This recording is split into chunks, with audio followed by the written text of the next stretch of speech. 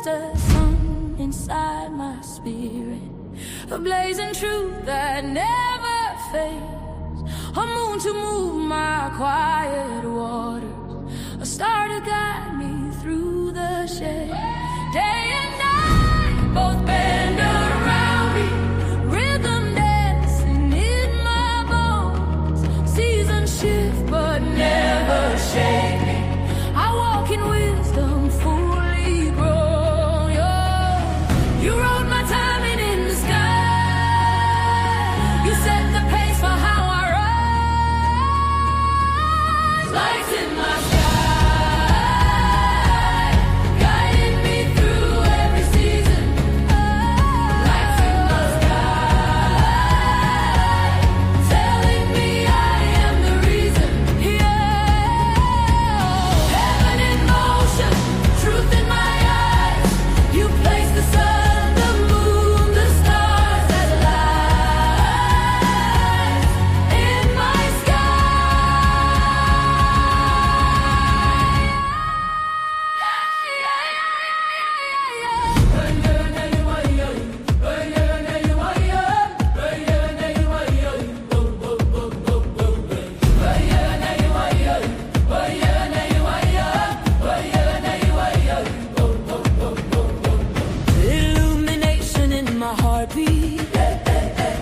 Constellations in my veins, a holy compass in my ribcage, a sacred rhythm in my name. You made my soul a universe where revelation blooms and spins. My soul reflects the heaven within.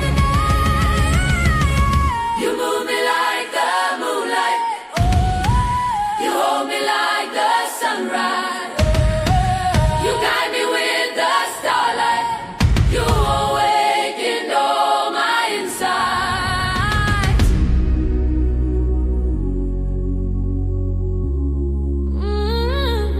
You shine on me. Sun in my spirit, moon in my soul, stars in my voice, stars in my voice. Sun in my spirit, stars in my voice.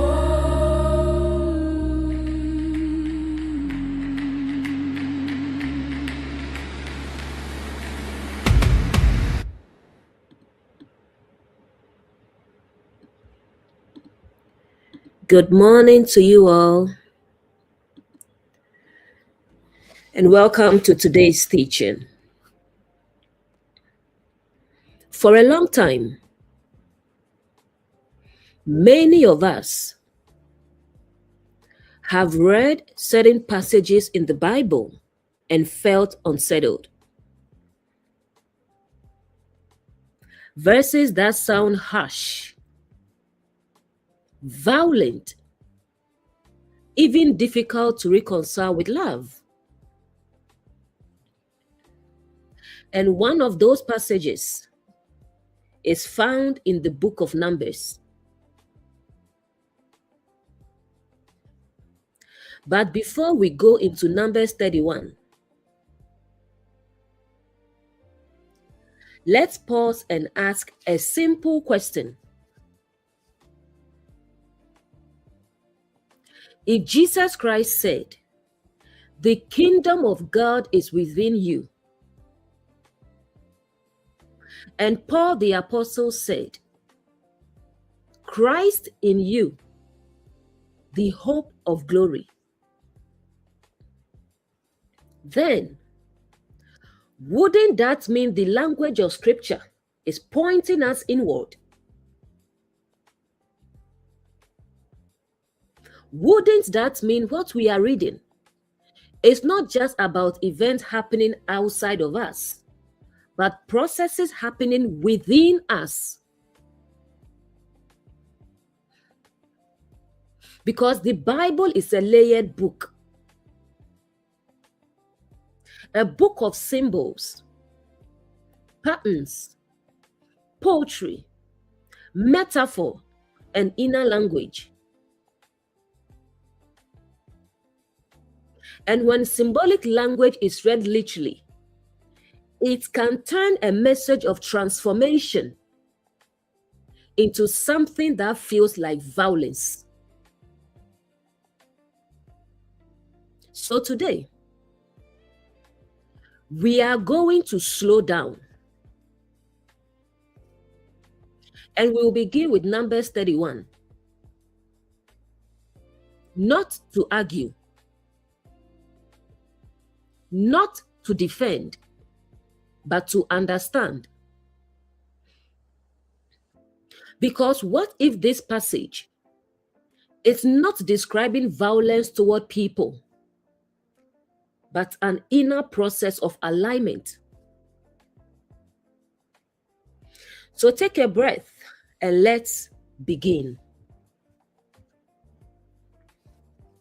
Before we go deeper, let's understand the language being used. Because if we don't understand the key words, we may misunderstand the message entirely. We start with Midian.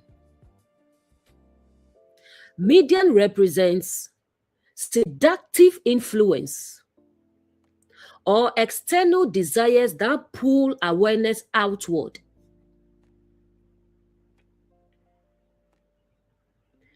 Vengeance means consequence of misalignment correcting itself.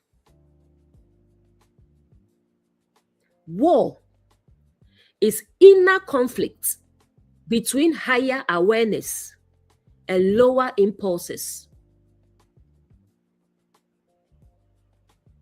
Kill every male is cutting off seed of destructive patterns. Women who knew man represents habits already entangled in experience. Virgin women represents untapped or unformed aspects of the soul. Remember, woman represents the soul, the emotional realm. So virgin women represents untapped or unformed aspects of the soul. Burn the cities means dismantling structured belief systems. Plunder means reclaiming energy, attention, and resources. This chapter, Numbers 31, is not revealing a violent God. It is revealing what happens when misalignment is confronted at its root. Midian represents the influence that pulls the mind outward into distraction, desire, and fragmentation. Numbers 31 is about intervention. The language is intense because the process is decisive. Nothing is left half removed. Kill every male is remove the source of reproduction of the pattern. Burn the cities is dismantle the systems that sustain it. Take the plunder is reclaim what was lost in misalignment. This is not cruelty. This is total disentanglement. Because partial healing still leaves roots behind, and anything left rooted will grow again.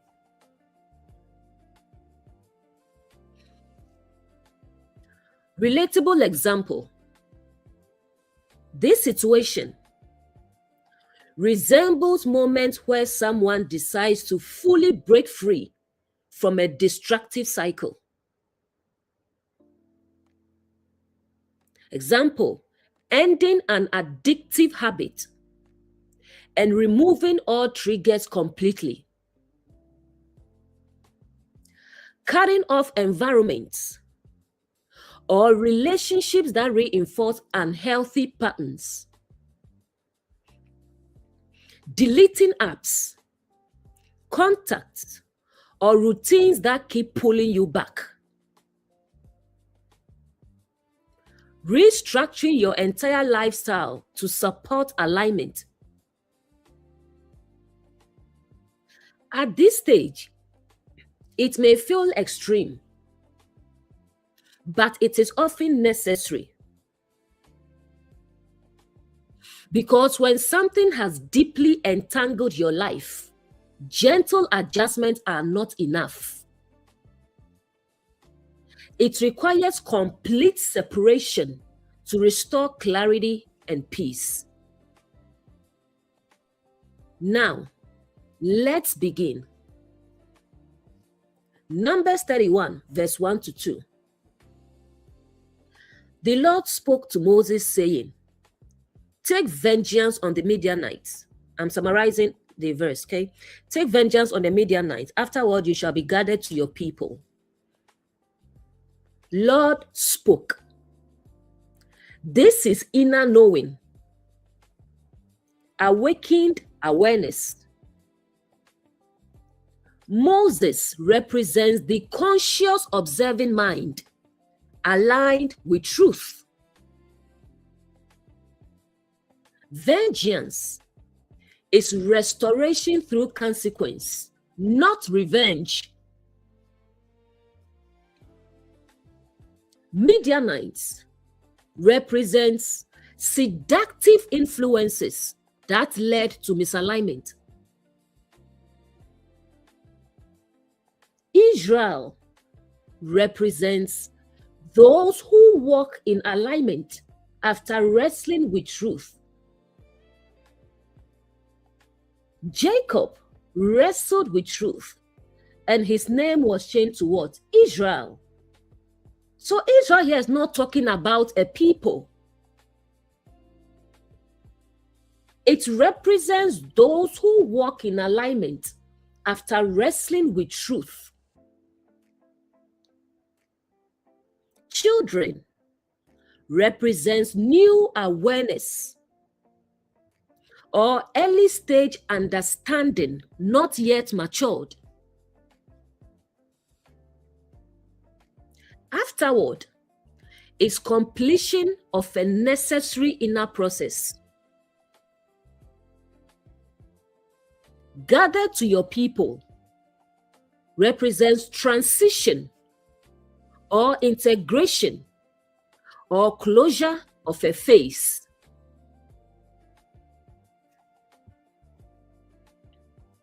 This is not just about action. This is about identity. Israel is not merely a group of people. It represents a state of being. One who has wrestled with truth and now walks in alignment. We see this in Jacob's transformation. Before, Jacob was striving, grasping, navigating through perception. After wrestling, his name was changed to Israel, meaning one who has encountered truth and is changed. So, when this instruction is given, it is not to a random people. It is given to Israel. Which means this is what happens when awareness matures into alignment. At this level, you no longer ignore misalignment. You don't negotiate with it. You don't justify it. You address it. Because once you have wrestled with truth, You cannot return to unconscious patterns. And this is why the process is so decisive. Because Israel represents clarity after confusion, alignment after struggle, identity after awakening. And from this place, action becomes intentional and necessary.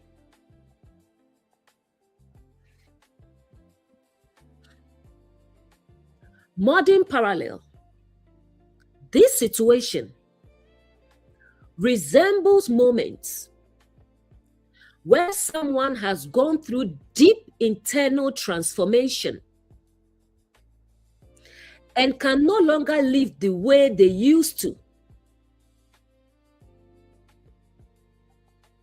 For example, after questioning and unlearning, you begin to live differently. After healing,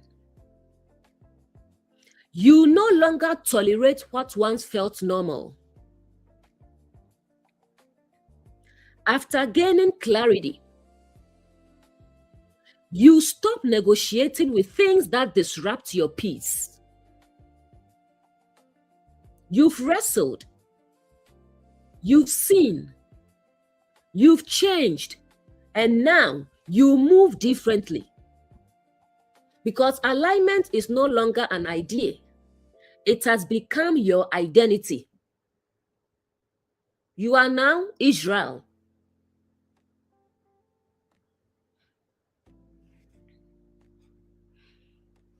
Next verse.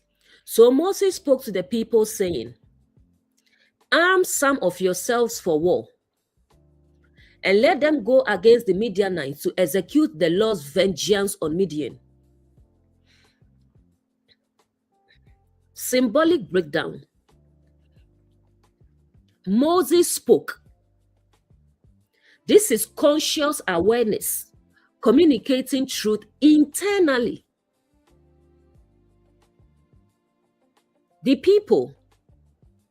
This represents aspects of your inner life, thoughts, or faculties. Arm yourselves means prepare, equip with understanding and discernment. War represents inner confrontation, conflict between alignment and misalignment. Midianites, misleading influences or fear-based doctrines. Lord's vengeance, restoration of alignment through truth. Armor, spiritual tools for stability and clarity. How do we know this? Paul the Apostle, helps us understand this. The language becomes clearer through Paul. When Moses says, arm yourselves for war, Paul later explains what those weapons actually are. Not physical, but inward. This is why he speaks of the armor. Breastplate of righteousness is guarding your inner sense of identity and alignment. Helmet of salvation is protecting your mind with renewed understanding. Belt of truth is grounding yourself in what is real and consistent. Shield of faith is remaining steady when old fears try to return. sword of the Spirit is using truth to cut through false beliefs. This is the same army Moses is pointing to. Because the battle is not against people. Paul told you, we wrestle not against flesh and blood. It's not against people. It is against distortion. Distortion about who you are, what God is like, what truth actually is. So when you begin confronting fear-based doctrines, you don't do it with anger or force. You do it with clarity, understanding, and stability.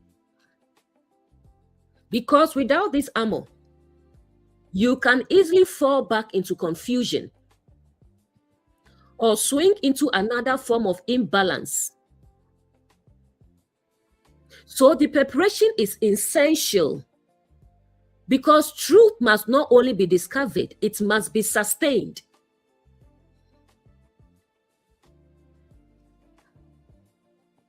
Modern parallel. This situation resembles moments where someone begins to challenge deeply rooted beliefs, but does so with intentional grounding.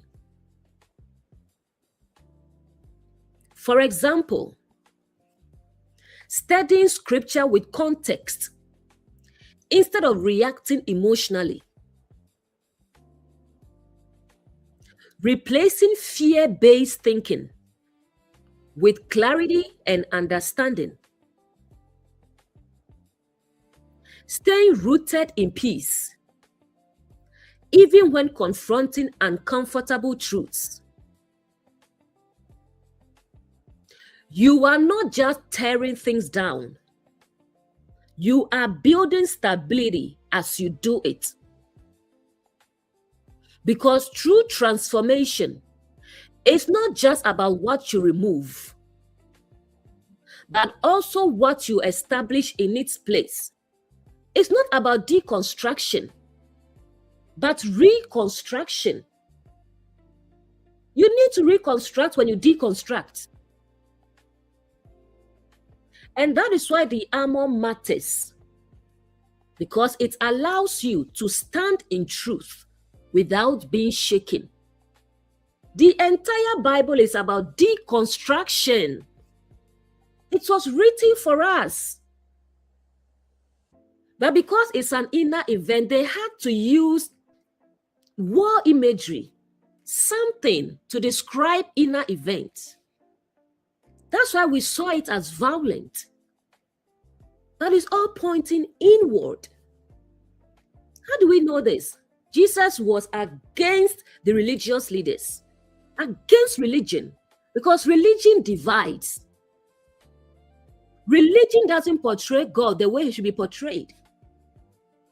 So if God was in Christ, reconciling the world to himself, and if Peter says God was the one doing the works through Jesus, then who was against religion? The Father himself. Because the Father was the one working through Jesus. So God is against religion. The Father wants to have a relationship with you, not religion. So the entire Bible is about deconstruction.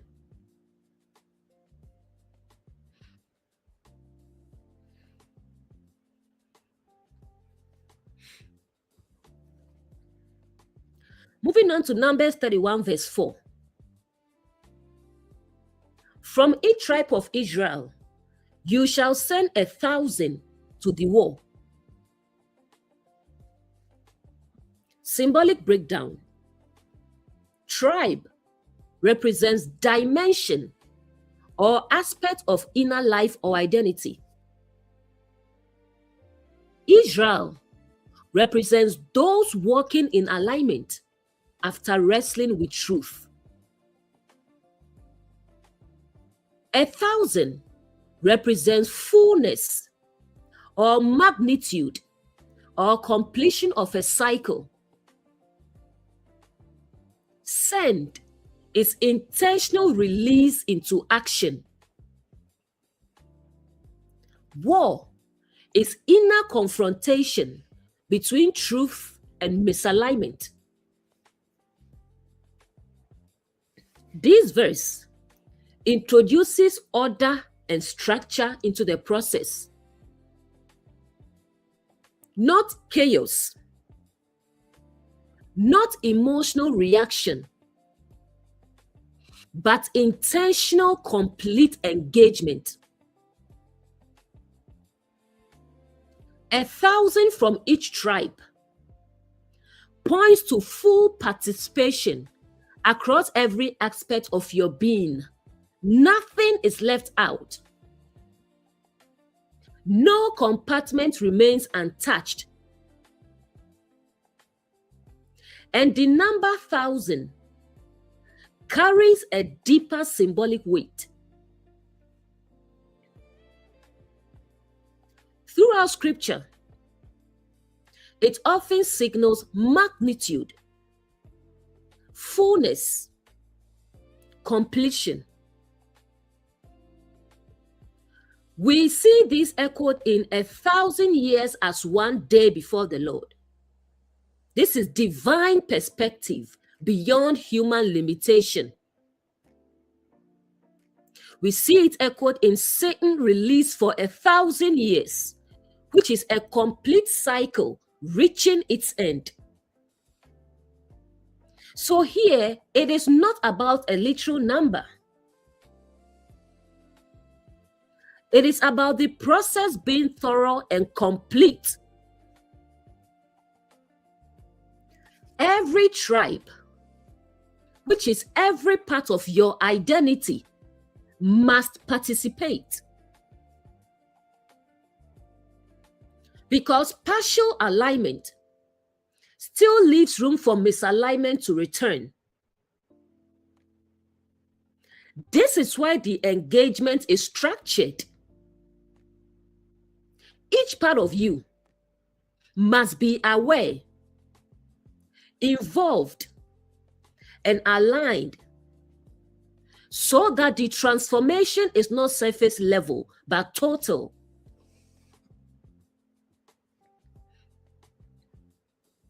Modern parallel. This situation resembles moments where someone realizes that change cannot be selective. For example, not just changing thoughts, but also habits and environments. Not just understanding truth, but applying it in daily life. Not just addressing one issue, but examining patterns across all areas. You begin to see everything is connected. And real transformation requires consistency, intentionality, and full participation. Because true alignment is not partial, it is holistic. It touches every area of your life until the process is complete.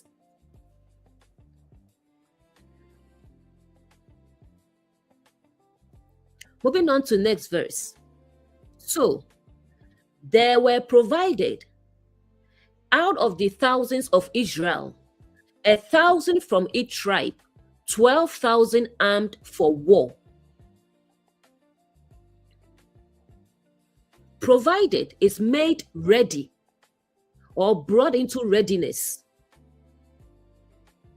Thousands of Israel is fullness of aligned awareness.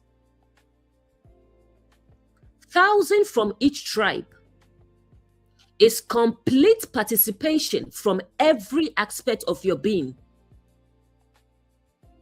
12 is governmental order or structure or divine arrangement.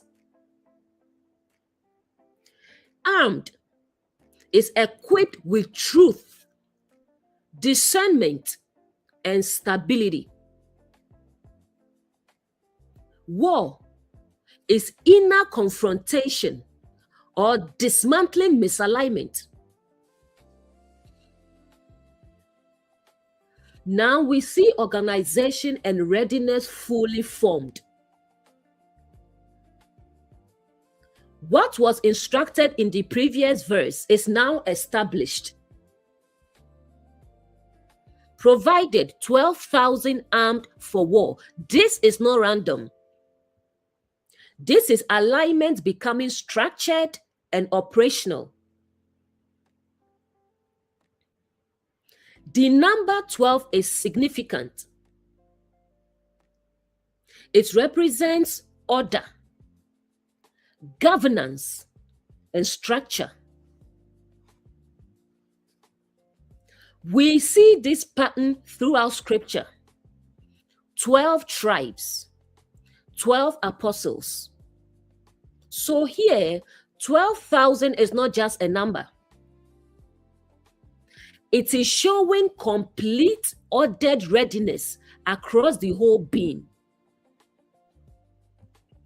Every part of you is now aware, aligned, and equipped and ready to engage. No longer scattered, but unified. No longer confused, but structured. And this is important. They were not just present, they were armed. Meaning, you are not entering this process unprepared. You now have clarity to recognize misalignment, discernment to challenge it, stability to remain grounded in truth. This is the shift from awareness to readiness. Modern parallel. This situation resembles moments where everything within you comes into agreement about the need for change. For example, your thoughts, decisions, and actions begin to align. You stop going back and forth and become consistent. You feel internally settled about what needs to be done. You are no longer confused, hesitant, or divided within yourself. Instead, you are clear, you are grounded, and you are ready. Because true transformation happens when your entire being moves in the same direction. Next verse.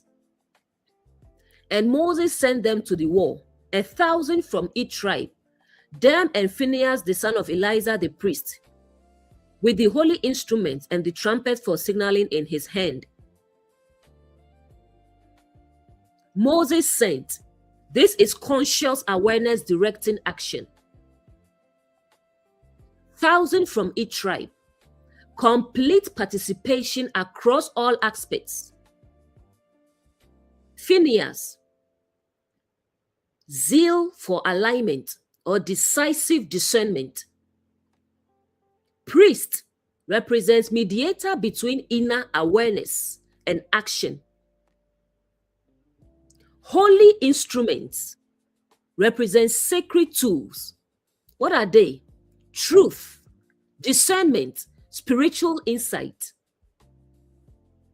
Trumpets represent signals or inner alerts or awakening prompts. Hand represents authority or active expression. Now we see that this process is not just about being ready. It is about being guided correctly. Moses sent them shows that awareness is now not just seeing, not just preparing, but directing. And then we are introduced to Phineas. This is important. Phineas represents zeal for alignment, not passive awareness, but a deep conviction that says, I will not allow misalignment to continue. This is the part of you that acts with clarity and precision, not hesitation.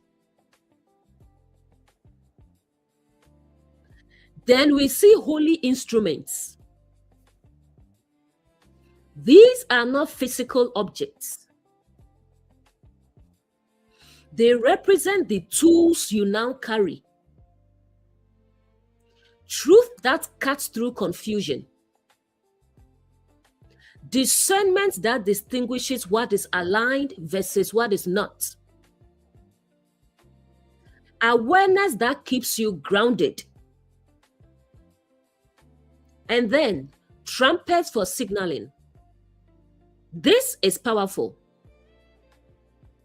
Trumpets represent inner alerts. The ability to recognize when something is off. To sense misalignment quickly.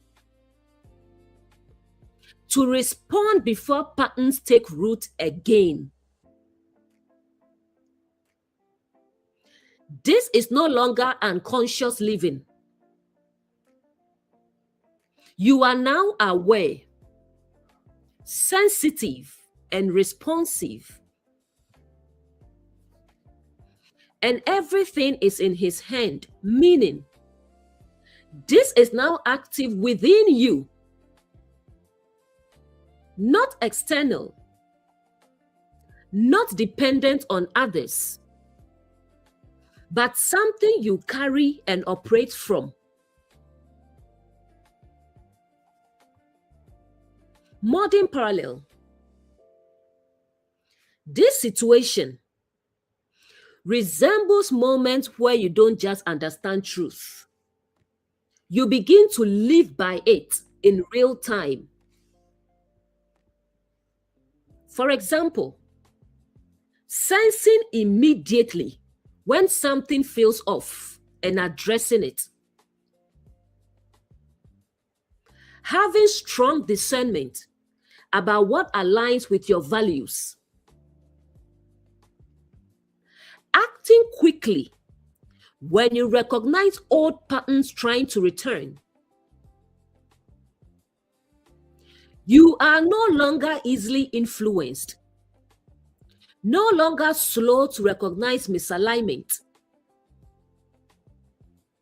Instead, you are alert, you are guided, you are responsive. Because transformation is not just about what you remove, but also how you stay aligned moving forward. And that requires discernment, awareness, and continual inner guidance. Next verse.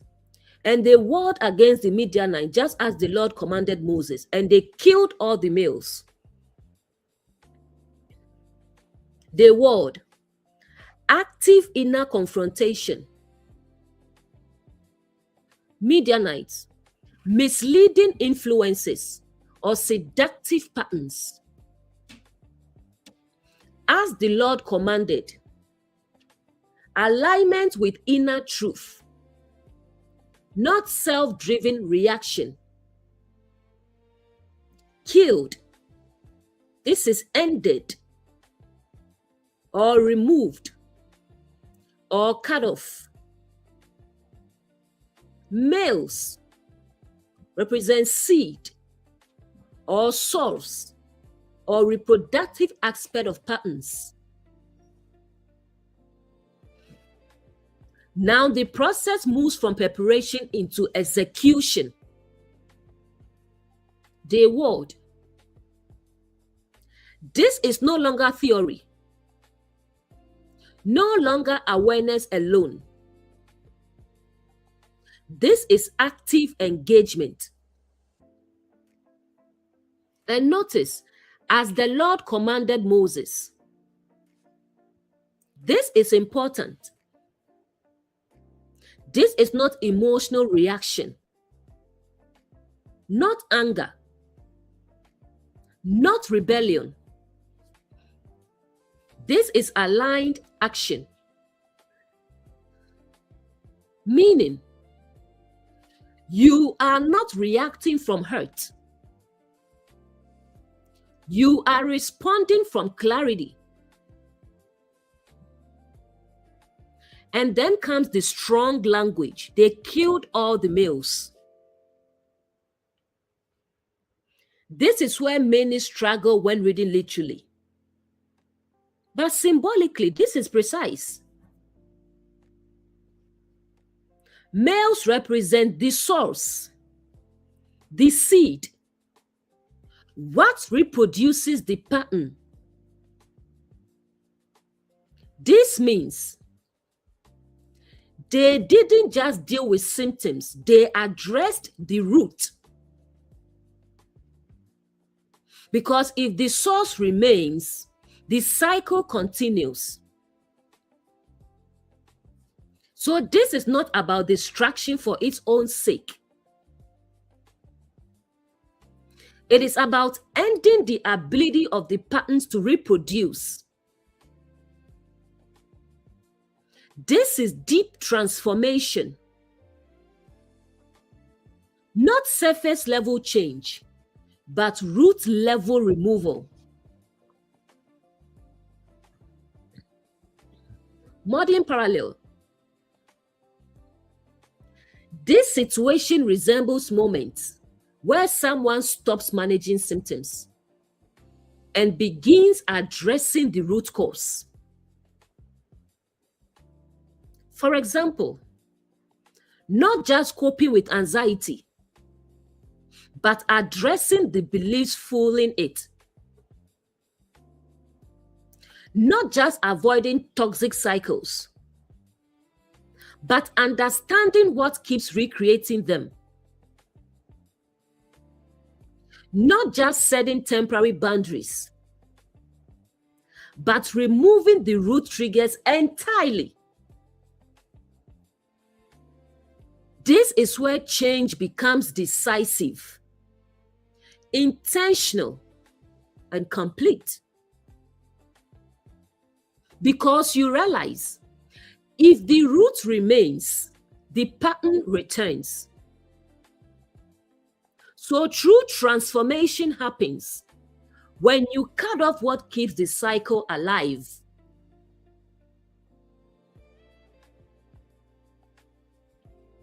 Next verse, Numbers 31, verse 8. They killed the kings of Midian, Evi, Rechem, Zah, Her, and Reba. They also killed Balaam the son of Beor with their sword. Symbolic breakdown. Kings represent ruling beliefs or governing patterns. Remember Paul? We wrestle against what? Principalities, against powers, rulers of darkness. It's not talking about demons. It's not talking about unseen beings. No.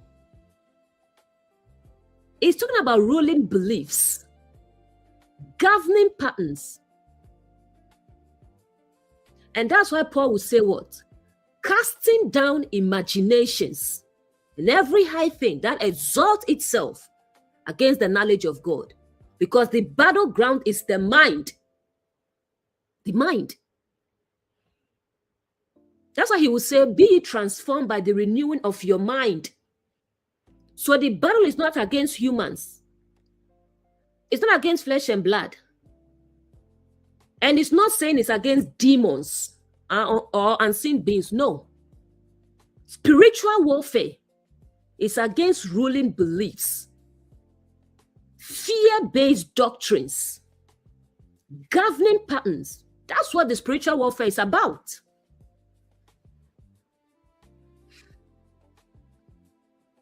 So kings represent ruling beliefs or governing patterns. Median represent misaligned influences or seductive systems. Named kings represent specific dominant thought patterns or strongholds. Balaam represents distorted guidance or misused spiritual insight. Sword represents truth or discernment that cuts through deception. Remember Hebrews 4:12. The word of the Lord is like a double-edged sword. So sword represents truth or discernment that cuts through deception. Now we move beyond the seed into what governs the system. As said earlier, kings represent the ruling ideas. These are not surface thoughts. They are core beliefs, dominant narratives, internal authorities that shape perception. So removing the kings means dismantling what was in control. Do you see the language? Removing the kings. Paul says what? Casting down imaginations. Revelation says what? The accuser was cast down. So removing the kings means dismantling what was in control. Not just what appeared on the surface, but what was driving everything underneath. And then we see something very important. Balaam. Balaam represents insight without alignment, spiritual knowledge used incorrectly, guidance that appears right but leads to misalignment. This is powerful because it shows not all influence is obviously wrong. Some things sound spiritual, sound wise, sound convincing, but still lead away from truth. So Balaam being removed means even distorted spirituality must be confronted.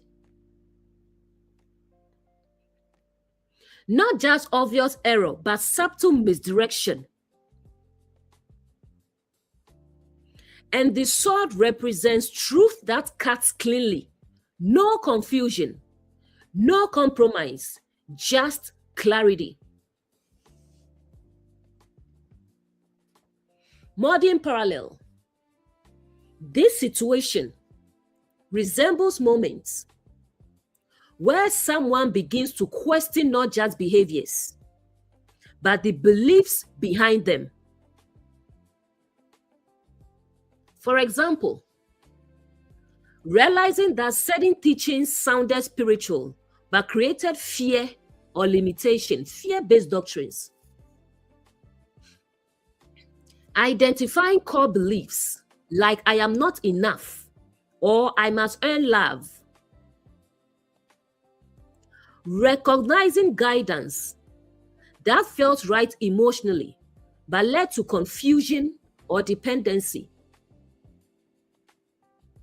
At this stage, you are no longer just changing actions.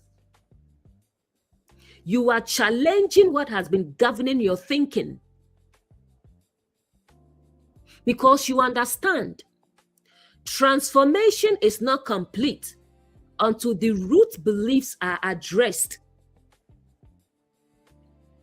And that includes even the ones that once seemed right.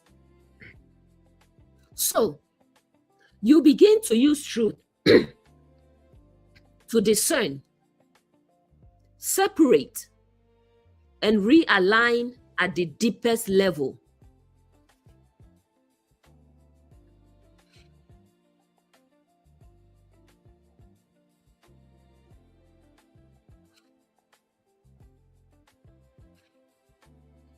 Next verse.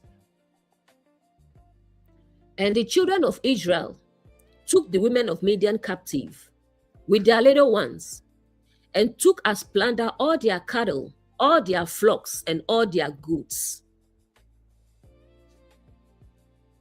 Symbolic breakdown. Children of Israel means those walking in alignment. Captive is brought under control, no longer operating freely. Women represents expressions of patterns or systems. Little ones represents immature awareness or developing thoughts. Cattle represents the conditioned self or learned behaviors. Remember Genesis 3. Now the serpent was more subtle than all the beasts of the field. That's your instincts. Your raw instincts. That's what beast means.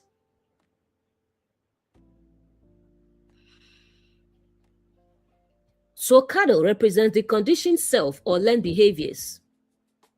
Plunder is reclaiming what was misused. War language is internal process of transformation.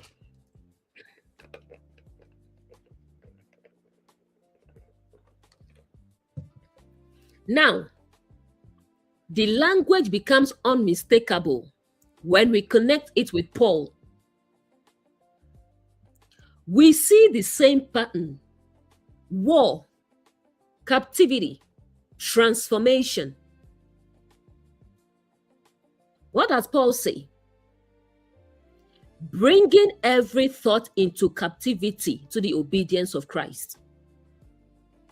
Be transformed by the renewing of your mind. This is the same process being described in symbolic form. Taken captive does not mean suppression. It means bringing under awareness and alignment. So your thoughts are no longer random, reactive, or shaped unconsciously. Instead, they are examined, they are aligned, they are intentional. This is the real war.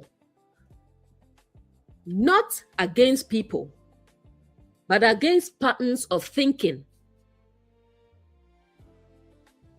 And this is why renewal is necessary.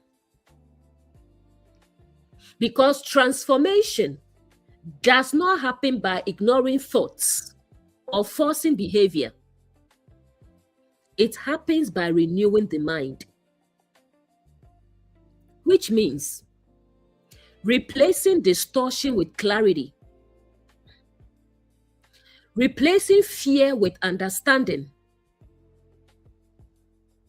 replacing inherited beliefs with truth. So, what we see in Numbers 31, Paul explains directly. It is the process of confronting, capturing, and realigning everything within you. Relatable modern parallel. This situation resembles moments where you begin to take responsibility for your inner world. For example, noticing negative or fear-based thoughts and questioning them. Choosing not to let old beliefs run automatically. Becoming intentional about what you accept as true. Instead of being led by your thoughts, you begin to lead them. And this is where real change happens. Because you realize your life follows your thinking. So transformation begins when you bring every thought into alignment with truth.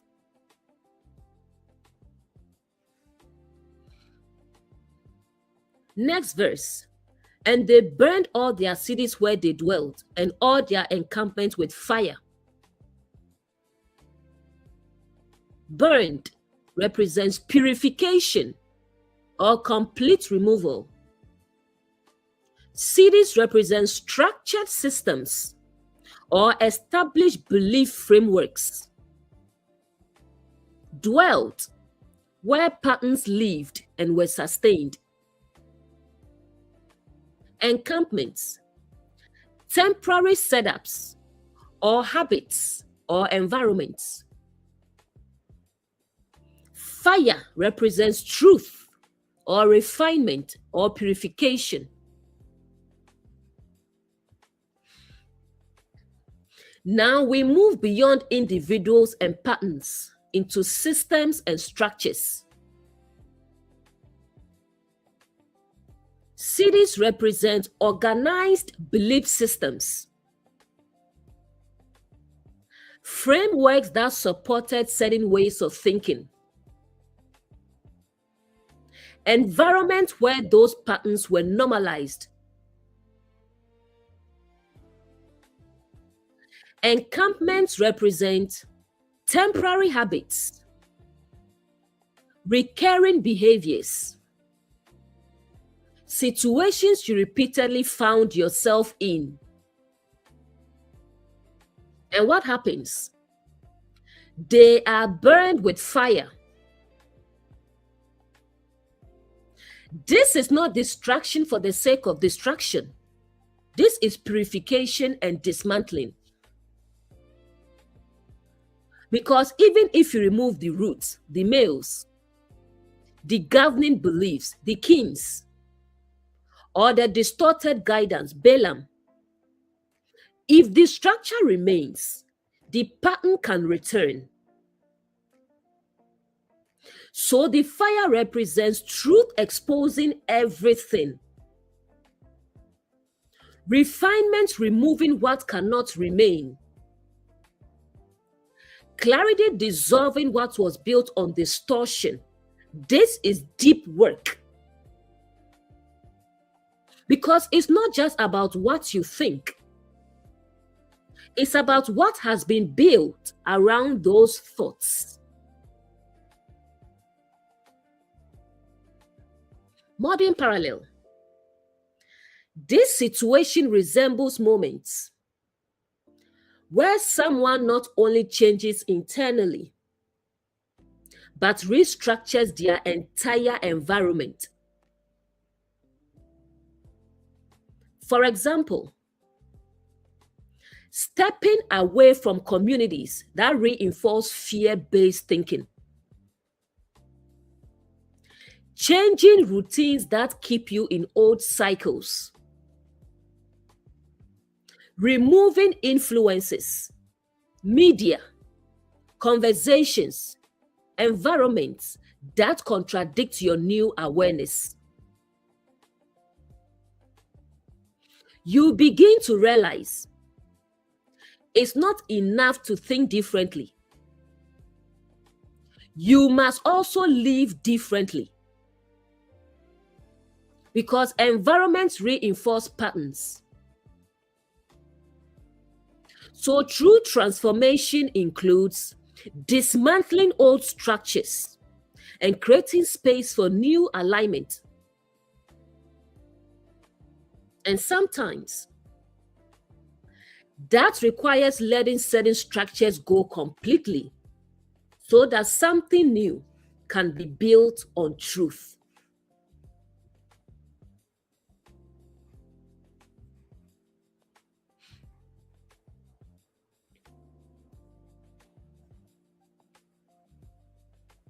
Numbers 31:10 is where the imagery of fire becomes unmistakable across scripture.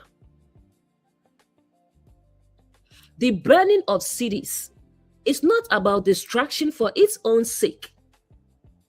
It is about complete purification.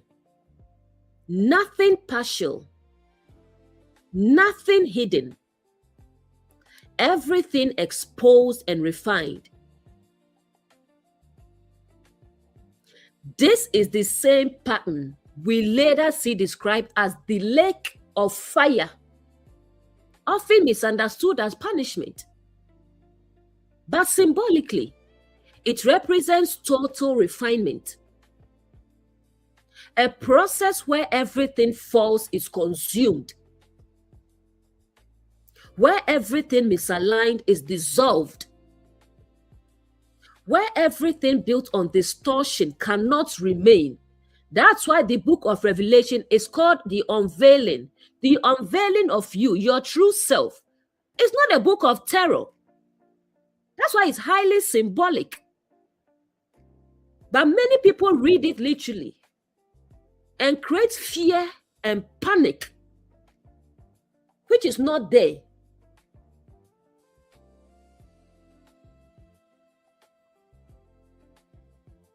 The lake of fire is where everything built on distortion cannot remain. Total purification, total refinement. Because fire throughout scripture consistently represents truth, purification, refinement. Our God is what? A consuming fire. Truth.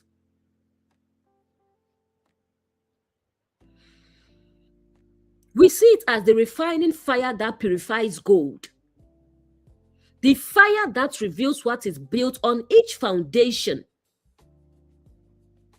So when the cities are burned, it means the entire system that supported misalignment is fully dissolved.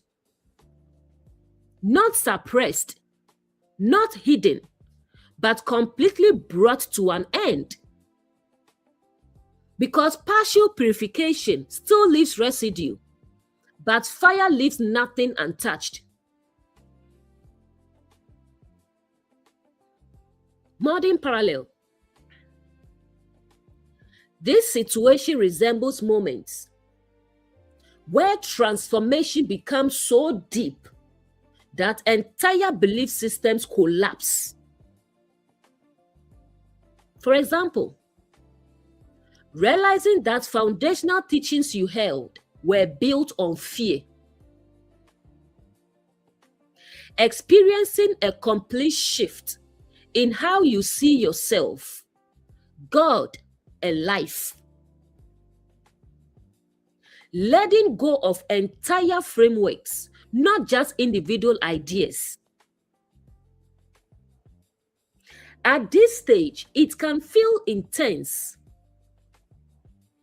because it's not just small adjustment, it's a complete reset. But this is necessary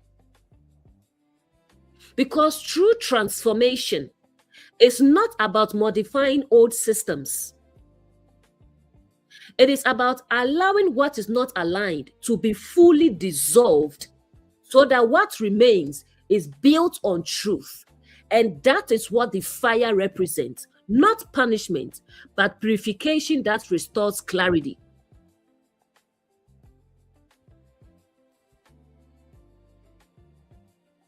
Next verse. And they took all the spoil and all the plunder, both of man and of beasts. Took is intentionally gathered or brought into awareness. spoil or plunder. What was recovered after misalignment was removed. Man represents conscious patterns or identity structures. Beast represents your instinctual nature or your raw drives. Gathered together is integration or no longer divided. This is no longer about confrontation, removal, or purification. This is about integration. Everything that remains is now brought together, not scattered, not in conflict, not divided, but unified.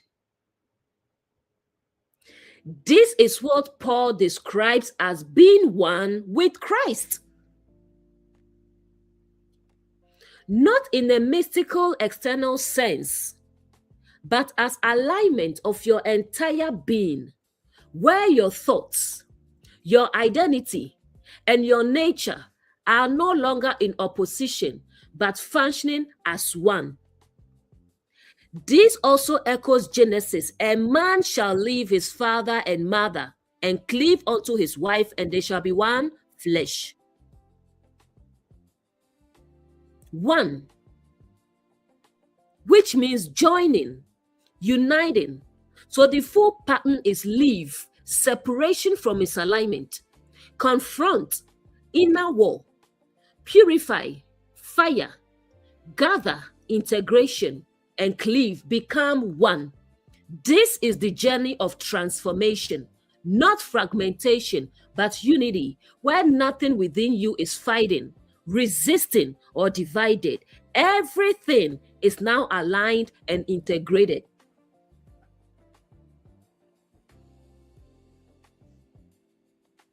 Modern parallel. This situation resembles moments where after deep transformation, you begin to feel whole. For example, your thoughts and actions start matching your values.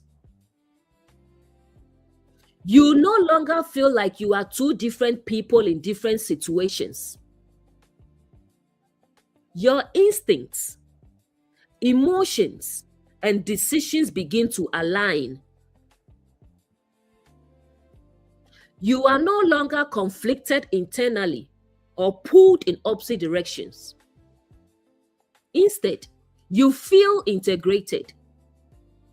You feel grounded. You feel whole. Because true transformation is not just about removing what was misaligned. It is about becoming one within yourself. And that is what this moment represents: alignment, integration, and oneness.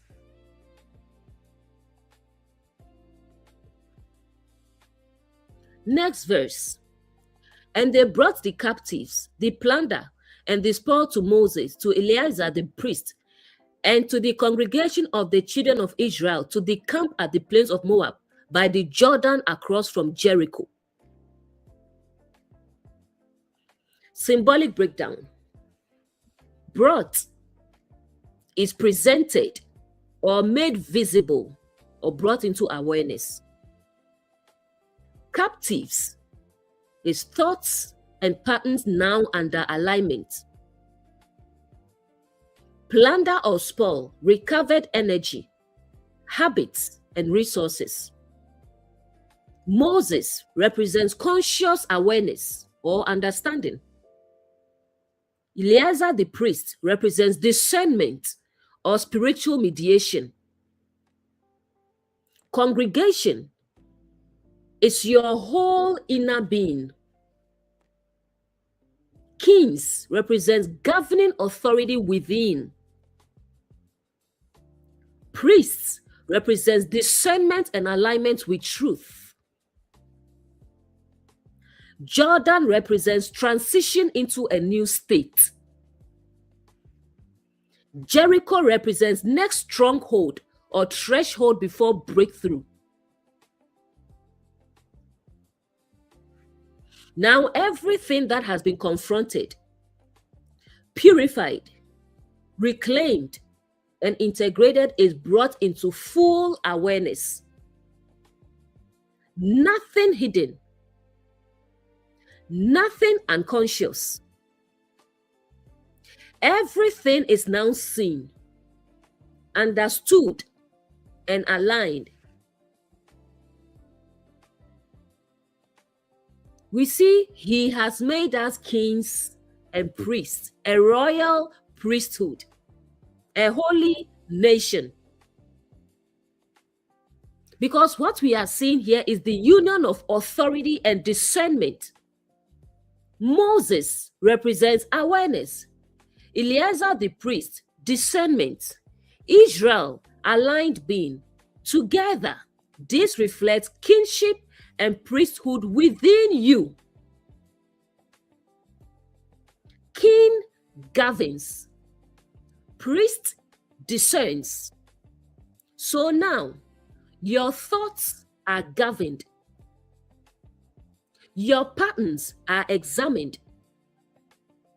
Your actions are intentional. You are no longer led unconsciously, reacting blindly, or following external control. Instead, you govern your inner world and you discern what aligns with truth. This is what it means to be a royal priesthood, not a title, but a state of being where authority, king, and discernment, priest, work together in harmony. Modern parallel. This situation resembles moments where someone becomes fully responsible for their inner life. For example, making decisions from clarity instead of pressure. Discerning what aligns instead of following trends or fear. Taking ownership of thoughts, habits, and direction. You are no longer waiting to be led, no longer dependent on external validation. Instead, you lead yourself. You discern clearly. You govern wisely. Because transformation has brought you to a place where you function with both authority and discernment within. And that is what this verse is revealing. The emergence of a whole, aligned, and self-governed being.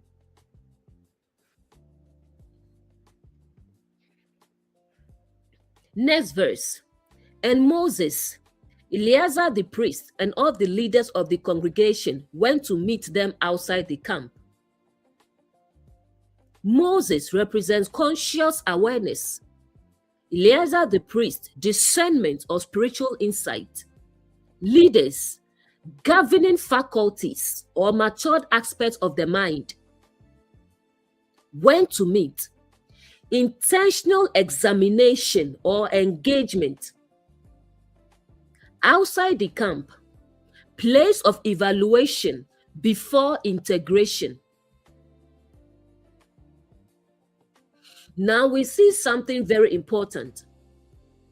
Not everything is immediately integrated. Even though the battle has been fought, the patterns have been captured, the resources have been gathered, there is still a step, evaluation. Moses, Eleazar, and the leaders went to meet them. This shows that awareness, Moses, discernment, priest, governance, leaders, all come together to examine what has been brought forward. And where does this happen? Outside the camp. This is key. The camp represents your current state of alignment. So before anything enters fully into your life, it must be examined outside. This is the space of reflection, discernment, and testing. Not rejection, but intentional evaluation. Because not everything that is captured is ready to be integrated as is. Some things must still be refined, understood, and adjusted. Modern parallel. This situation resembles moments where, after gaining new awareness, you pause before fully integrating everything. For example, reflecting on new beliefs before fully adopting them. Examining habits or patterns before bringing them into your daily life. Taking time to discern what aligns and what still needs adjustment. You don't rush. You don't assume everything is ready. Instead, you evaluate. Because true transformation is not just about change. It is about wise integration. So you begin to ask, does this align with truth? Is this stable? Is this ready to be part of my life? And that is what this moment represents: discernment before full integration.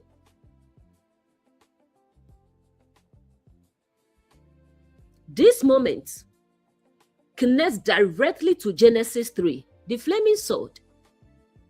We are told there was a flaming sword turning in every direction, guarding the way to the tree of life. This is not a physical weapon. It represents continuous active discernment. Truth that examines from every angle, allows nothing misaligned to pass through unnoticed, ensures that only what is aligned enters. So when we see outside the camp, it is the same space as the guarded entrance. Nothing enters the place of alignment casually. Everything must pass through the sword, which is truth, discernment, awareness that sees clearly. And this is why Moses, awareness, Eleazar, discernment, and the leaders, governance, meet everything outside the camp. Because this is where the sword is active. Testing thoughts, patterns, what has been gathered, before allowing it into full alignment. This shows something powerful. Access to life, alignment, or wholeness is guarded by discernment, not to keep you out, but to ensure that what enters is true. Modern parallel. This situation resembles moments where you develop a level of discernment that evaluates everything before accepting it. For example, questioning thoughts before believing them. Examining teachings before adopting them. Sensing whether something aligns before allowing it into your life. You don't just accept things anymore. You discern from every angle because you understand not everything should be allowed into your inner world. And this flaming sword becomes your awareness, your discernment, your ability to examine truthfully. So nothing enters your life without being tested, examined, aligned. And that is what this moment represents. Discernment guiding alignment from every direction.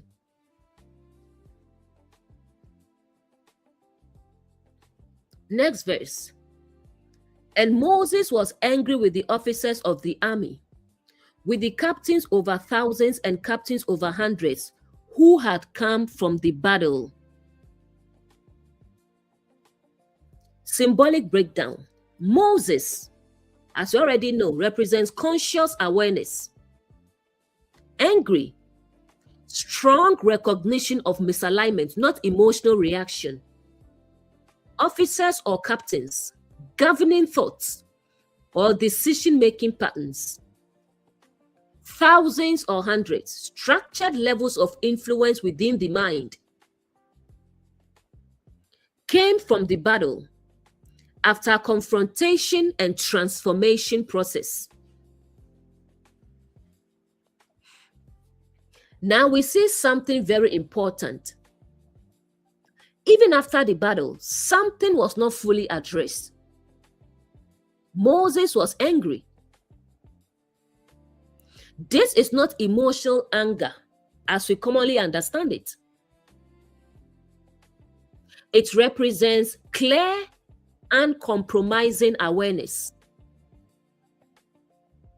The moment you realize something is still not right, even though the war was fought, the patterns were confronted, the systems were dismantled, something was overlooked. And who is addressed? The captains and officers. These represent the parts of you responsible for decision making, the internal leaders that govern your actions.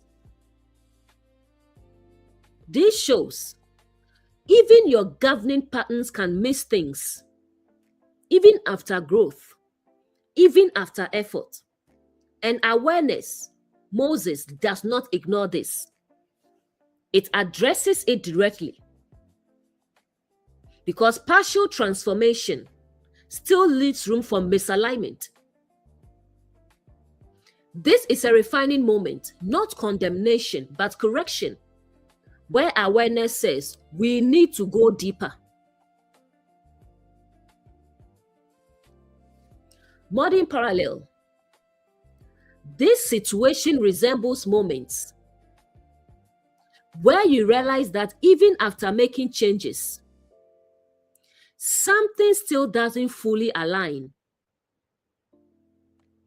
For example, thinking you've moved on from something, but noticing subtle patterns still remain.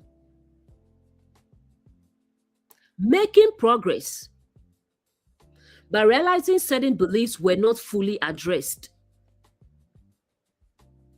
Doing the work, but seeing that some areas were overlooked. At this stage, you don't ignore it. You don't justify it. Instead, you refine further. Because true transformation is not about partial change. It is about complete alignment.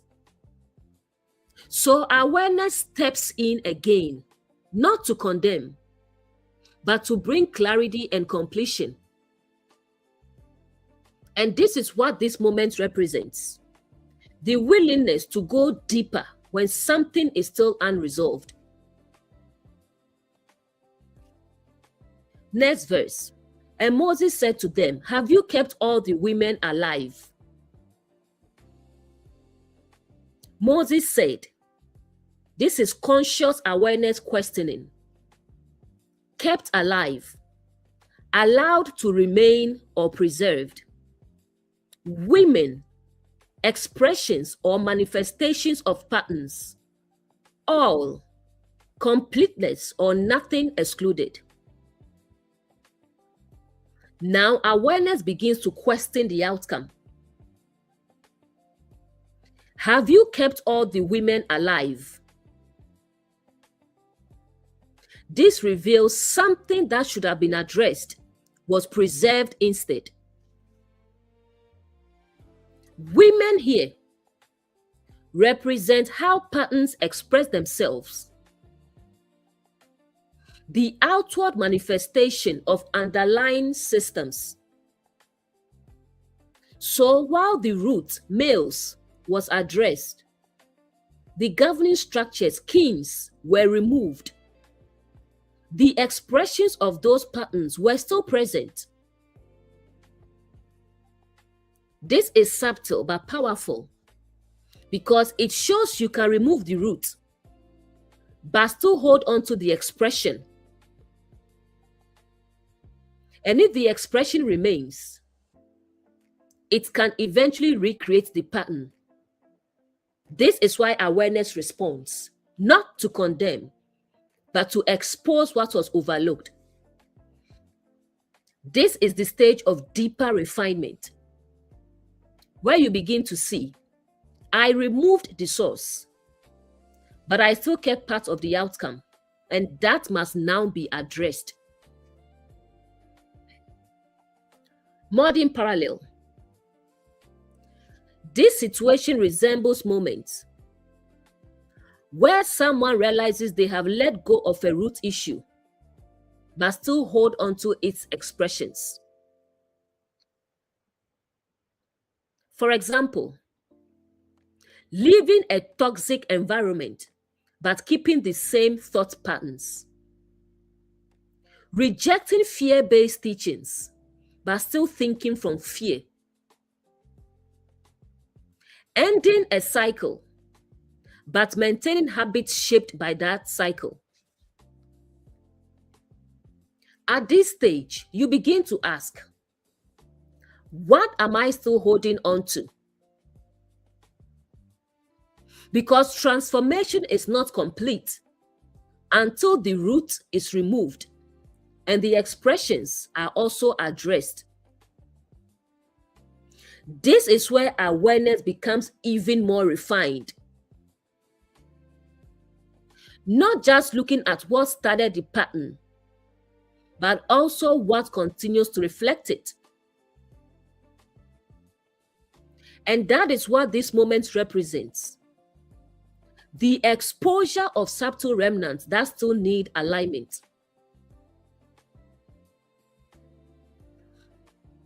Next verse. Behold, this caused the children of Israel through the counsel of Balaam to trespass against the Lord in the matter of Peor, and there was plague among the congregation of the Lord. Symbolic breakdown. Caused, influenced, or became the pathway. Children of Israel, those walking in alignment. Counsel, advice, or teaching, or influence. Balaam, distorted spiritual guidance.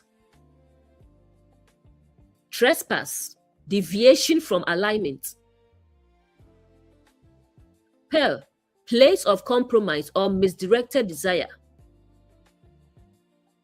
Plague, consequence, or disruption spreading through the system. Congregation, the whole inner being. Now everything becomes clear. This is where the misalignment started. This caused Israel through the counsel of Balaam. This shows it was not random. It came through influence, teaching, guidance that appeared valid but led away from truth. Balaam represents distorted understanding, not obvious error, but subtle misdirection. And the women expressions were the pathway through which that influence entered. So Moses is saying these are not neutral.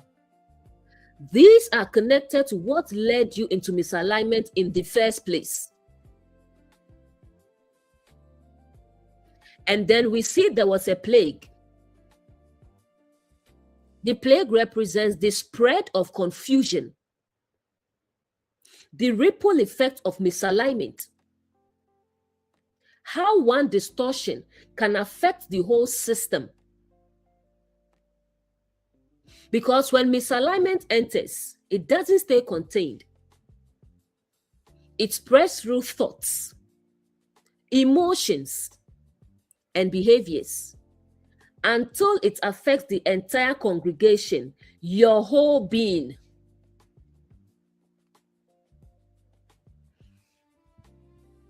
Modern parallel. This situation resembles moments where you trace a problem back to its source. For example, realizing that certain beliefs came from teachings that sounded right but were misleading. Identifying how a small compromise led to larger patterns over time. Recognizing how one distorted idea affected multiple areas of your life. At this stage, you begin to see this didn't start randomly. It came through influence.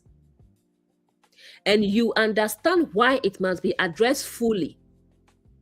Because if the source of influence remains, the pattern can return. So transformation deepens when you identify the origin, understand the pathway, remove the influence completely. And that is what this verse reveals. Misalignment has a source, and true alignment requires addressing it at that level.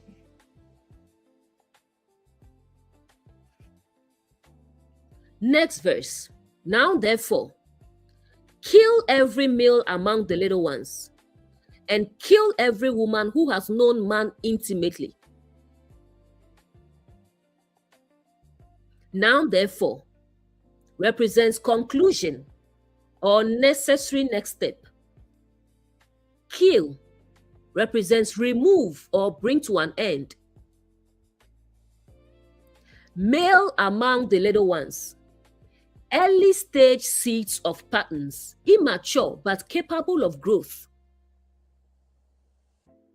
Little ones, undeveloped awareness or beginning stages of thoughts. Woman who has known man. Expressions already shaped by interaction with established patterns. Known intimately, fully engaged, or experienced or reinforced. This is where the process becomes very precise and uncompromising. We are no longer just dealing with mature patterns or obvious structures. Now, we are dealing with early stage formation. Male among the little ones. This represents young seeds of patterns, not fully grown, but capable of becoming something later. This shows something powerful. Transformation is not just about removing what is already visible. It is about addressing what is still forming. Because if left unchecked, it will grow into the same pattern again. Then woman who has known man. As we've established, woman represents expression.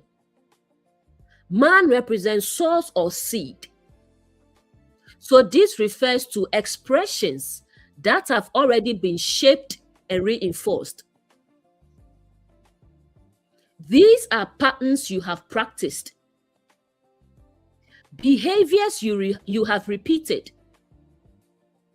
ways of thinking that have been lived out. These are no longer neutral, they are established. So, they must also be removed. This is not cruelty, this is complete disentanglement. Nothing is left at the root, in development, or in expression, because leaving any layer behind allows the cycle to restart. Modern parallel. This situation resembles moments where someone becomes deeply aware and begins addressing even the smallest patterns. For example, not just stopping a behavior, but catching the thoughts before it forms. Not just breaking a cycle, but noticing early triggers and stopping them immediately. Not just changing actions, but examining subtle tendencies before they grow. You begin to see it's not enough to deal with what is obvious. You must also address what is forming beneath the surface. Because true transformation happens when the root is removed, when the expression is cleared, and even the early seeds are addressed. So nothing remains that can recreate the same cycle. And that is what this verse represents: complete layered transformation down to the earlier stages of formation.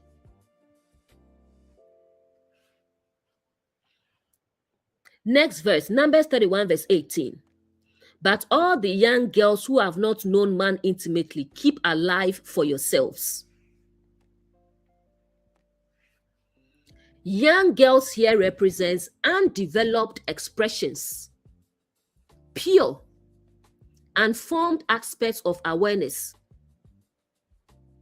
Not known man means not yet influenced by established patterns. Keep alive means preserve or protect or allow to develop. For yourselves means to be integrated into aligned identity. Now we see something powerful. Not everything is removed. Some things are preserved. The young girls who have not known man represent aspects of your awareness, expressions within you, potentials and tendencies that have not yet been shaped by misalignment. They are unformed, open, and receptive, not corrupted, but still neutral and pure in potential. And instead of being removed, they are kept alive. This shows something important. Transformation is not destruction of everything. It is discernment. Knowing what must be removed and what must be preserved and nurtured.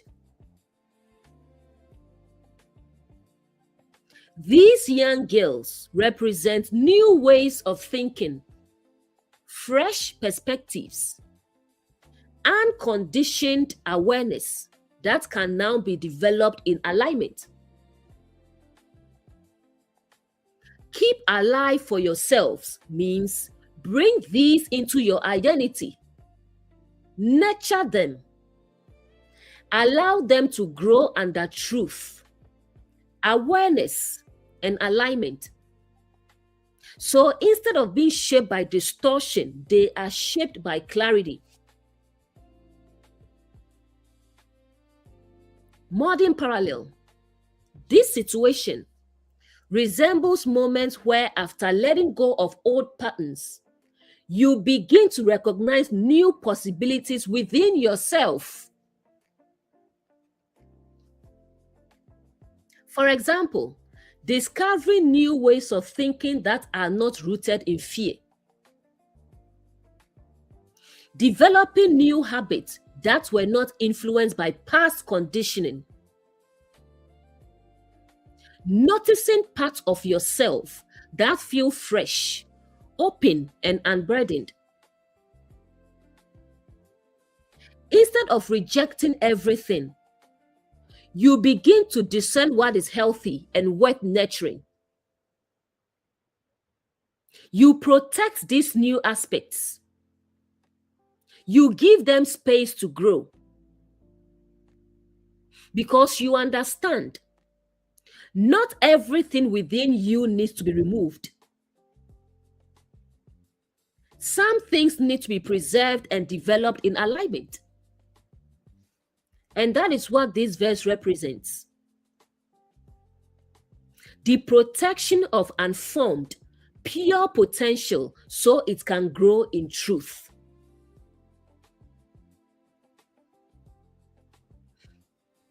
Next verse. And as for you, remain outside the camp 7 days.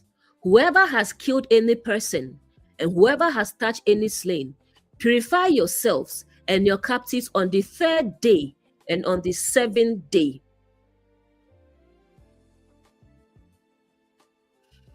Remain outside the camp means stay in a space of reflection or purification before integration. 7 days represents complete cycle or full process of transformation. Killed or touched the slain represents engaged in deep confrontation or removal of patterns. Purify yourselves represents cleanse perception or realign internally. Captives represents thoughts and patterns brought under control. What does Paul say? Bringing every thought into captivity to the obedience of Christ. So captives here represents thoughts and patterns brought under control. 3rd day represents initial awakening or shift in awareness. Now we see something very important. Even after the work is done, there is still a process. Remain outside the camp 7 days. This means don't rush back into normalcy. After deep transformation, your awareness has shifted. Your patterns have been confronted. Your structures have been dismantled. But integration takes time. 7 days represents a complete cycle. This is not instant. It is a process where everything settles. Everything is examined. Everything is realigned fully. And then we see, purify yourselves and your captives. This is key. Not only do you need purification, but even what you have captured, your thoughts, patterns, and reclaimed parts must also be refined and aligned.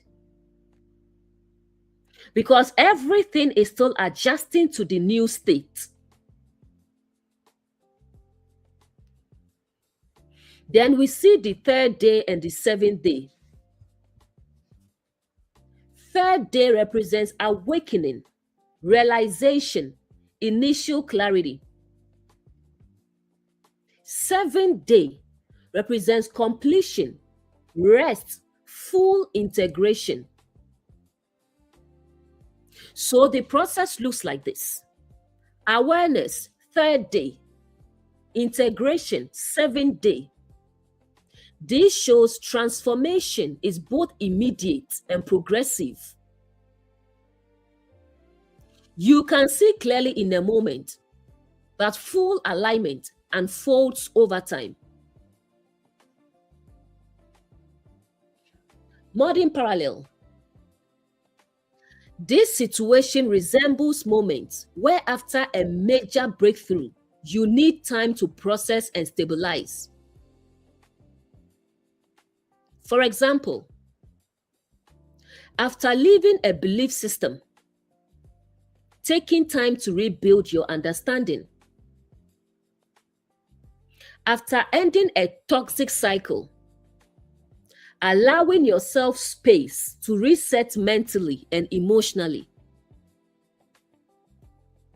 After deep realization, giving yourself time to integrate what you've learned. You don't rush back.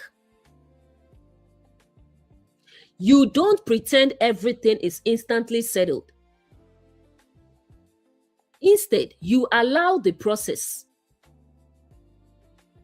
because you understand transformation has stages. And real change happens when you allow awareness, allow processing, allow full integration. And that is what this verse represents: the necessity of time and process for true purification and alignment.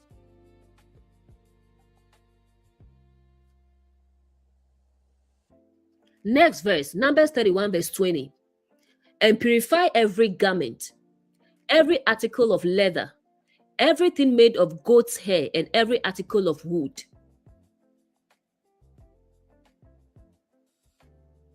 Purify is cleanse or refine or bring into alignment. Garment represents identity, what you wear, which is how you present yourself. Leather represents process external layer or protective adaptations. Goat's hair represents natural tendencies or raw traits shaped into form. Wood represents foundational structures or frameworks or belief systems. Every article represents nothing excluded, total refinement. Now the focus shifts to what has been formed and used. After the confrontation, after the purification process began, everything that remains must now be examined. Not just thoughts or patterns, but also structures and expressions.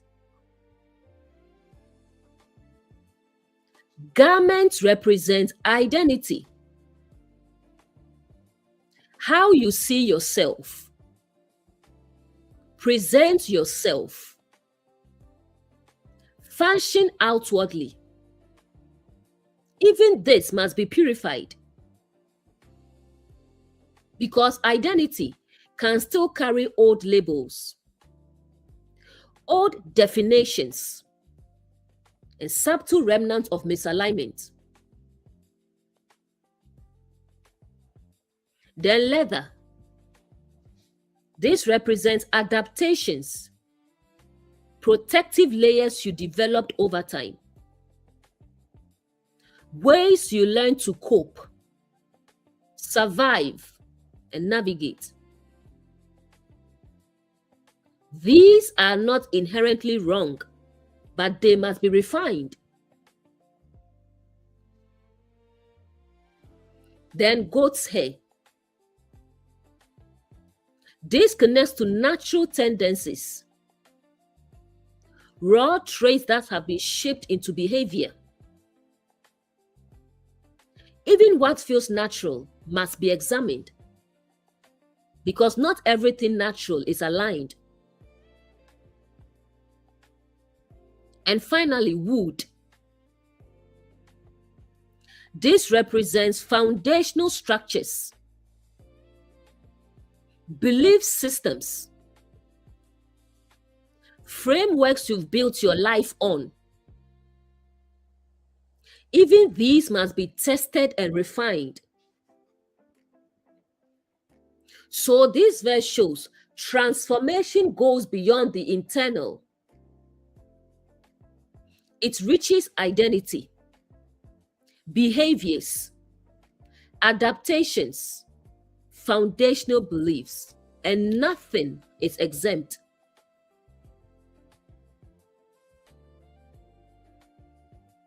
Modern parallel.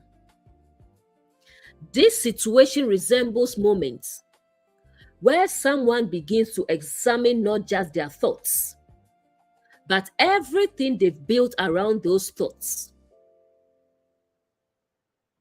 For example, redefining identity after letting go of old labels. Re-evaluating coping mechanisms that were developed in difficult seasons. Questioning habits that feel natural but may not align with truth. Examining foundational beliefs that shaped your decisions. You begin to realize transformation is not selective, it is comprehensive. Because true alignment requires that everything you carry, everything you wear, and everything you've built is brought into clarity, truth, and alignment. And that is what this verse represents. Total refinement of everything that remains after transformation begins. Next verse. Then Eleazar the priest said to the men of war who had gone to the battle, "This is the ordinance of the law which the Lord commanded Moses."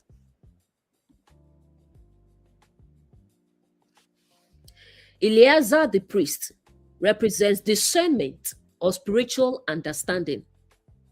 Said is instruction or clarification. Men of war represents those who have engaged in inner confrontation. Ordinance represents established principle or consistent law of alignment. Law is structure of truth or how alignment operates. Commanded is revealed or made known through awareness. Moses. Now we move from action and purification into understanding the process. Eleazar the priest said, "This shows discernment begins to explain what just happened. After the battle, after the confrontation, there is a need for interpretation and clarity.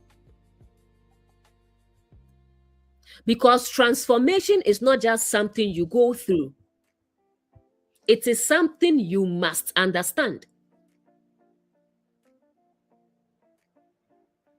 Men of war represents those who have done the work, those who have confronted patterns, challenged beliefs, engaged in transformation. Now they are being taught how this process works. This is the ordinance of the law. This means this is not random. This is a consistent principle, a pattern that governs purification, alignment, and transformation. So, What we've been seeing in Numbers 31 is not a one-time event. It is a universal process. How misalignment is addressed, patterns are removed, and alignment is restored. And it is commanded through Moses, meaning it comes through awareness. You don't invent this process, you discover it. As awareness increases, you begin to see this is how transformation works.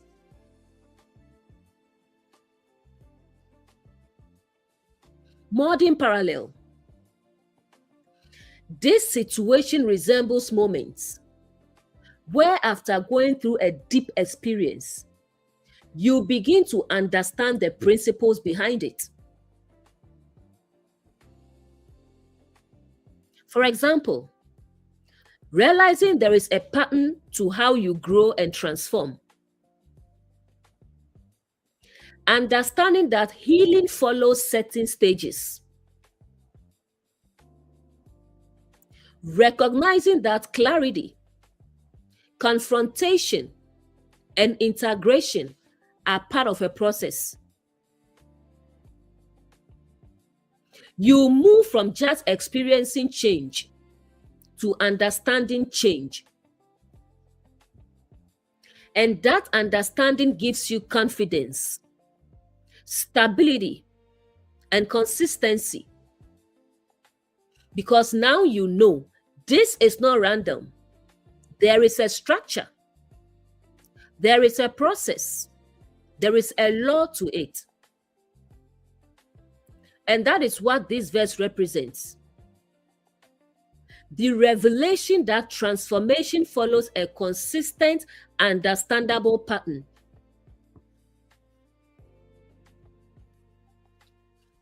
Next verse.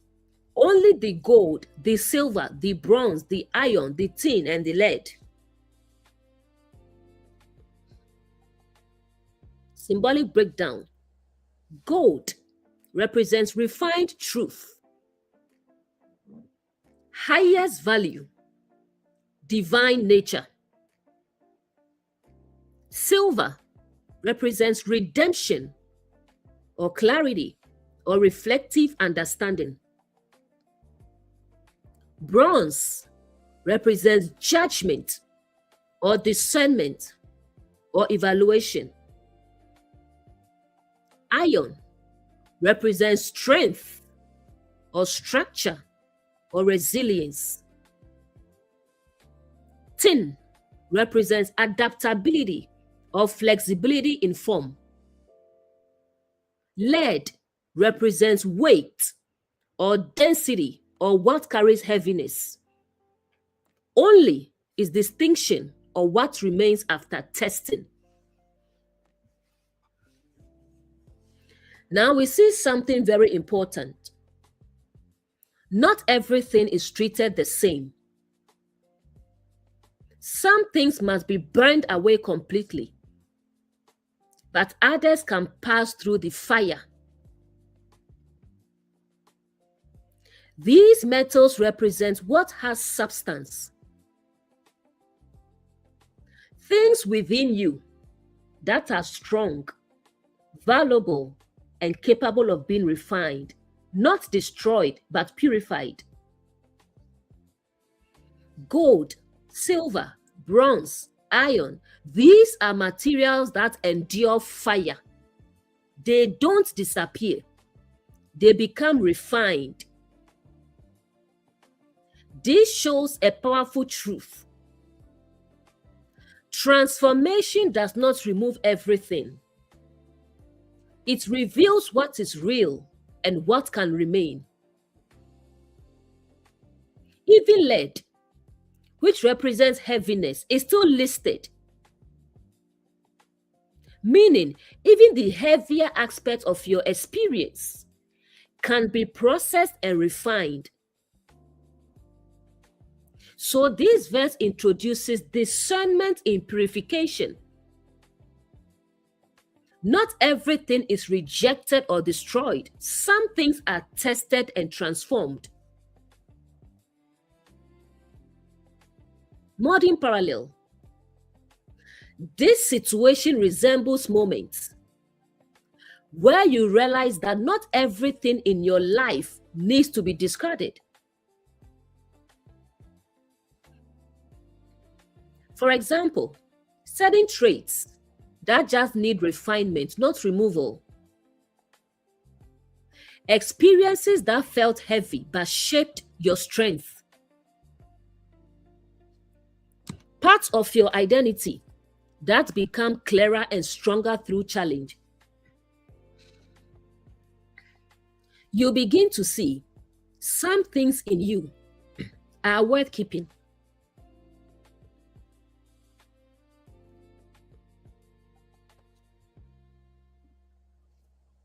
Not as they were, but refined.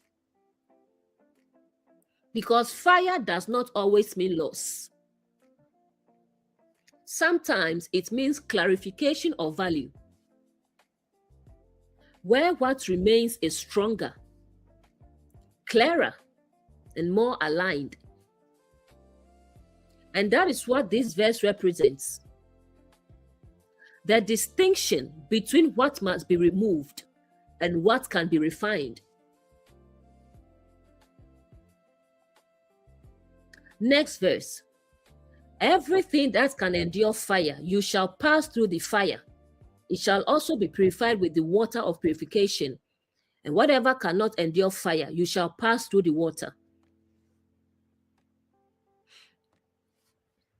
Symbolic breakdown. Fire represents truth or testing or refinement.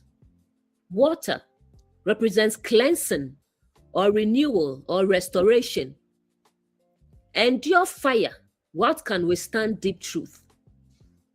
Word, the cleansing agent or truth expressed and understood. Sorted with fire, preserved and refined through testing. Tested by fire, evaluation of what is real and lasting. Now we see that this is not isolated to numbers. It is a consistent law across Scripture. Jesus said, everyone shall be salted with fire. Meaning, everyone undergoes refinement through truth. Fire here is not destruction. It is preservation through purification. Just as salt preserves, fire refines and stabilizes. Then Paul says, every man's work shall be tested by fire, which confirms everything we build, beliefs, identity, understanding, will be examined by truth. What is real, aligned, grounded remains. What is false, unstable, built on distortion cannot endure. This is what Revelation calls those whose name are not found in the book of life are thrown into the lake of fire. Not people. Not people. But what is false, unstable, and built on distortion?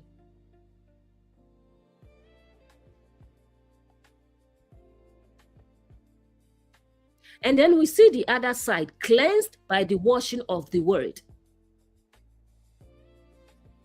This connects directly to water purification. The word represents truth understood, clarity received, awareness applied. So while fire tests, exposes, refines, water cleanses, renews, restores. Together, they form a complete process, the lake of fire. This is why Numbers says, pass through fire and also through water. Because transformation requires both truth and renewal. Lake of fire, not torture. Complete renewal.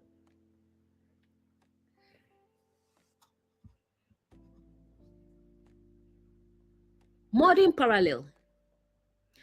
This situation resembles moments where your beliefs and understanding are both challenged and renewed.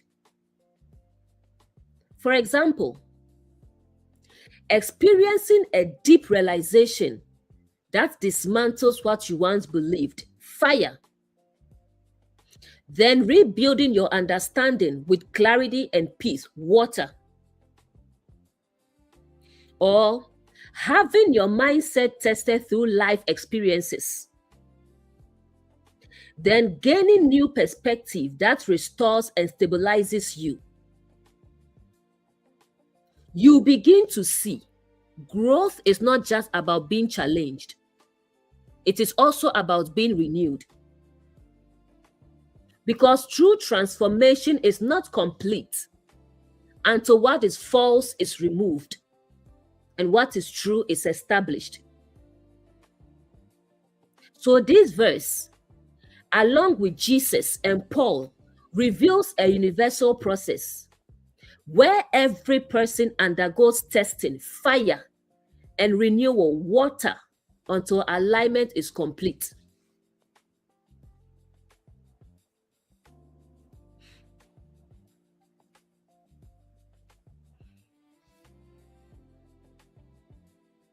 So as we've seen, fire represents truth or testing or refinement.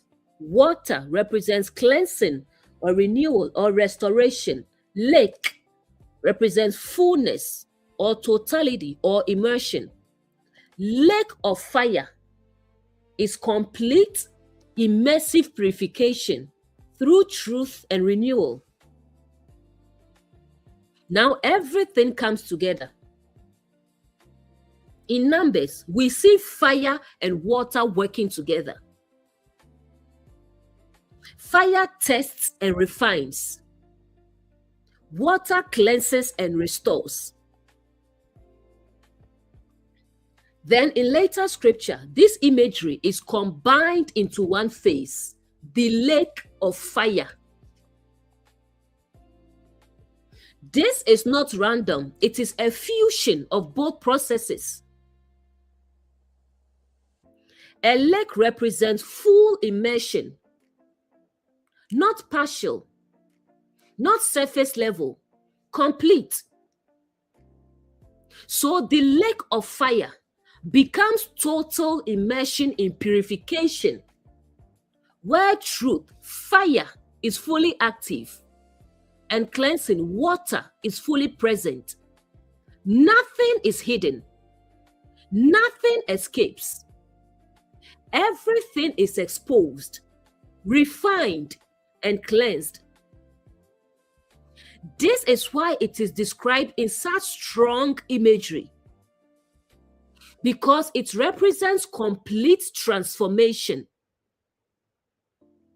Not punishment, but full purification. The same pattern we've seen: cities burned, fire; garments washed, water. Now combined into one, a lake of fire, meaning a state where the entire being undergoes truth, exposure, and renewal until nothing misaligned remains.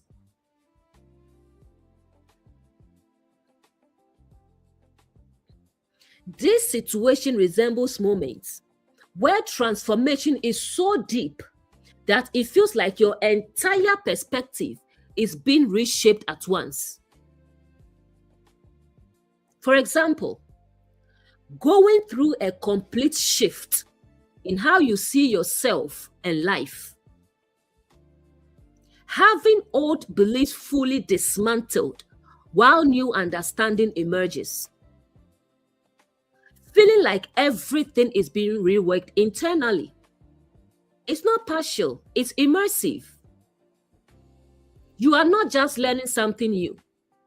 You are being transformed at every level.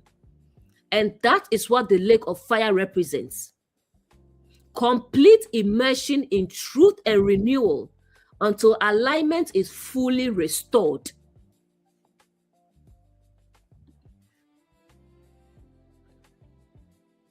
Next verse, Numbers 31 verse 24. And you shall wash your clothes on the 7th day and be clean, and afterward you may come into the camp.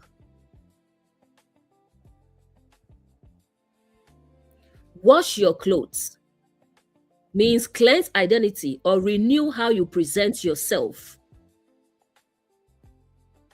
Clothes, garments, represents identity or outward expression.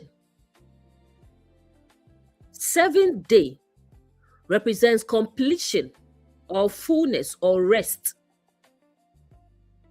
Be clean means fully aligned or purified. Afterward means sequence or process completed. Come into the camp, re-enter alignment or integration into your new state. Now we see the completion of the process. After confrontation, war, removal, cutting off patterns, purification, fire and water, comes final cleansing. Wash your clothes. This points to identity being fully renewed. Not just thoughts or patterns, but how you now see yourself. Express yourself and live outwardly. Even your garment must reflect alignment. And then on the 7th day, this represents completion. The full cycle has now unfolded, settled, integrated. Nothing rushed, nothing partial. Everything has gone through the process. And the result is be clean, which means no residue, no hidden misalignment, no internal conflict. Then comes the final step. Afterward, come into the camp. This is powerful because earlier you were outside the camp, evaluation or purification. Now you re-enter, but not as you were before. You return renewed, aligned, integrated. This is restoration into alignment. Modern parallel. This situation resembles moments where after deep transformation, you feel ready to fully step back into life, but differently. For example, returning to environment with a new mindset and clarity. Expressing yourself in ways that reflect your growth. Feeling internally settled, no longer conflicted. You are no longer reacting from old patterns.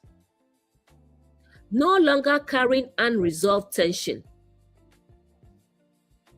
Instead, you are clear. You are grounded. You are aligned. Because the process is complete. And now you can live from that alignment. Not just internally, but outwardly. And that is what this verse represents. the completion of transformation, and the return to life in a fully aligned state.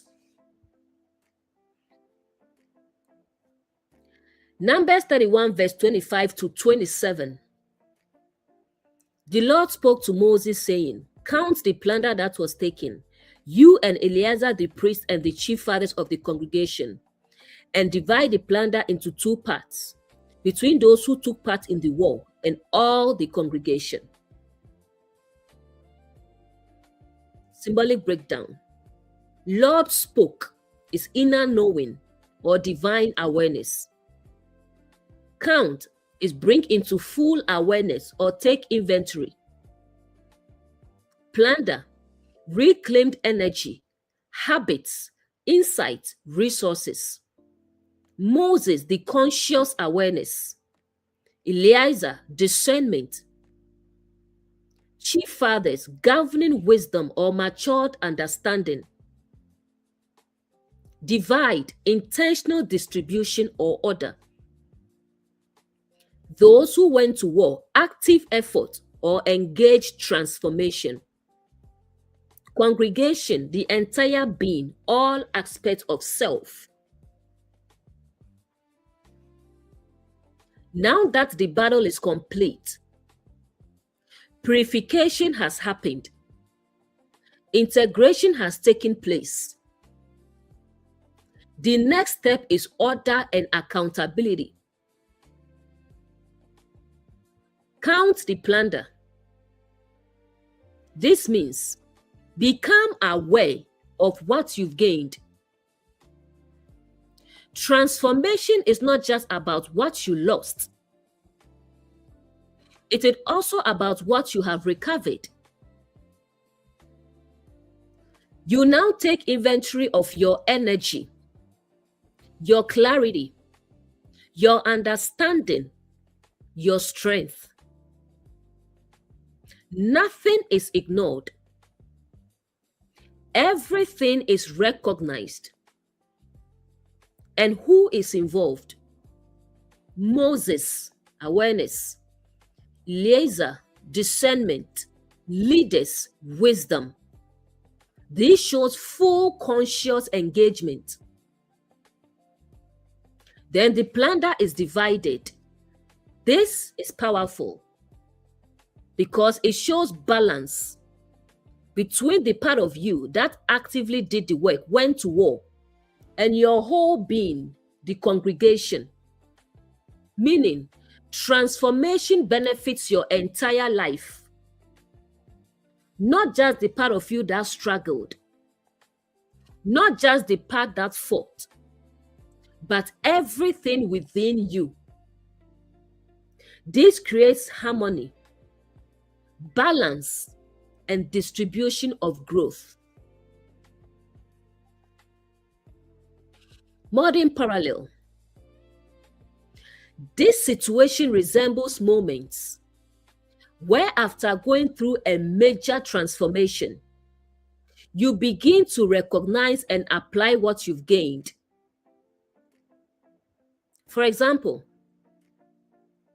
realizing you've gained clarity, strength, and wisdom through a difficult process. Applying what you've learned across different areas of your life. Allowing your growth to impact your relationships, decisions, and direction. You don't just move on. You acknowledge and integrate what you've gained. Because transformation is not just about overcoming something. It is about becoming something new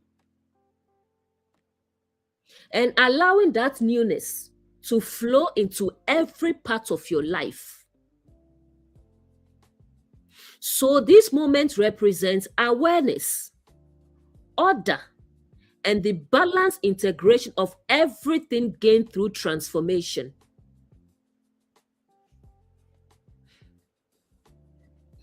Next verse, Numbers 31, verse 28 to 29.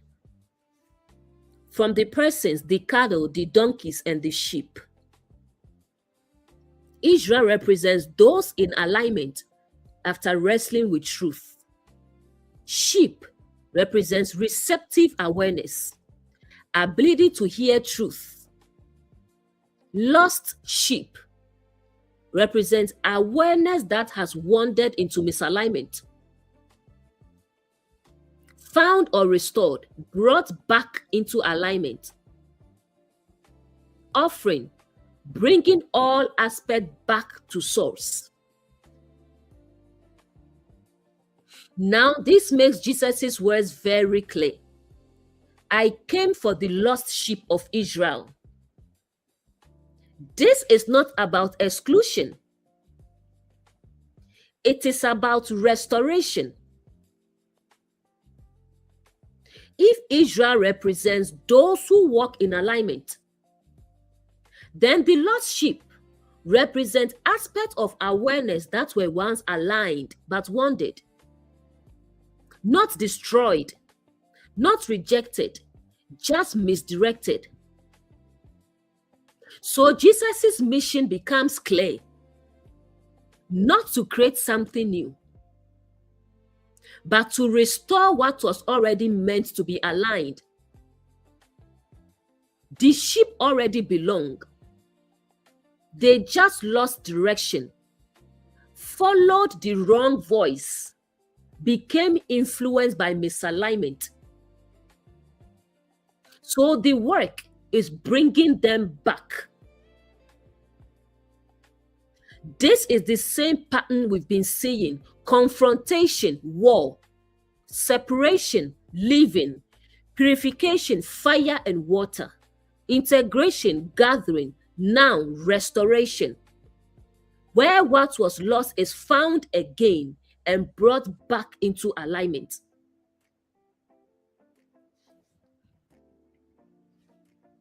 Modern parallel.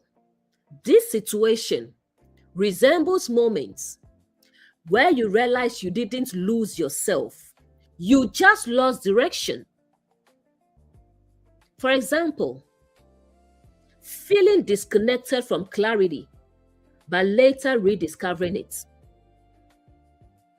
Realizing you were influenced by fear or conditioning, not truth.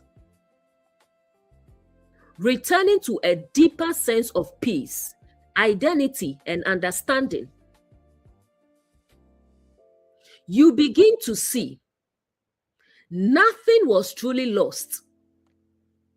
It just needed to be realigned. And when truth becomes clear again, something within you recognizes it, like sheep recognizing a voice. You return, not because you were forced, but because it resonates. And that is what Jesus is pointing to: the restoration of awareness, the return to alignment, the gathering of what was once scattered. So the lost sheep of Israel are those who are meant for alignment, being brought back into it.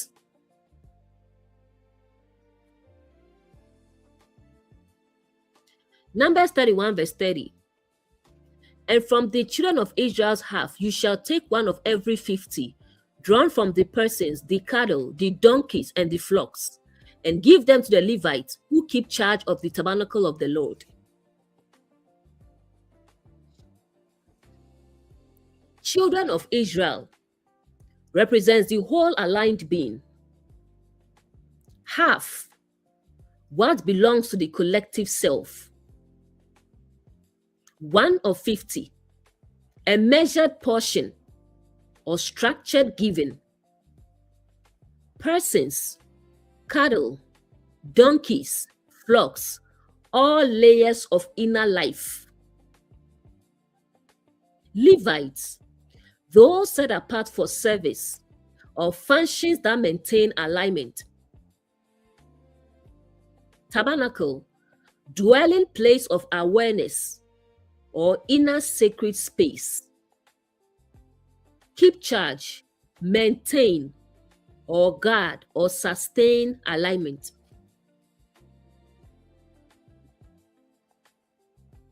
Now we see something very important. Alignment must be sustained, not just achieved. The first portion, the earlier verse, came from those who actively engaged in transformation. Now this portion comes from the whole being. This shows everyone benefits and everyone contributes. And who receives this portion? The Levites. The Levites represent what is set apart to maintain alignment. Within you, this looks like disciplines, practices, habits that keep you grounded, ongoing awareness and reflection. They keep charge of the tabernacle. The tabernacle represents your inner dwelling place, your consciousness, your awareness, your connection to truth. So this verse shows transformation is not just a one-time event. It requires ongoing stewardship. You must continually invest into what keeps you aligned, support what maintains clarity, nourish what sustains your awareness. Modern parallel. This situation resembles moments where you realize growth must be maintained intentionally. For example, continuing practices that keep your mind clear, reflection, steady, stillness, maintaining boundaries that protect your peace, investing time and energy into habits that support your alignment. You don't just grow and stop. You maintain and sustain. Because without maintenance, old patterns can return. So you intentionally give time, give attention, give energy to what keeps you grounded. And that is what this verse represents.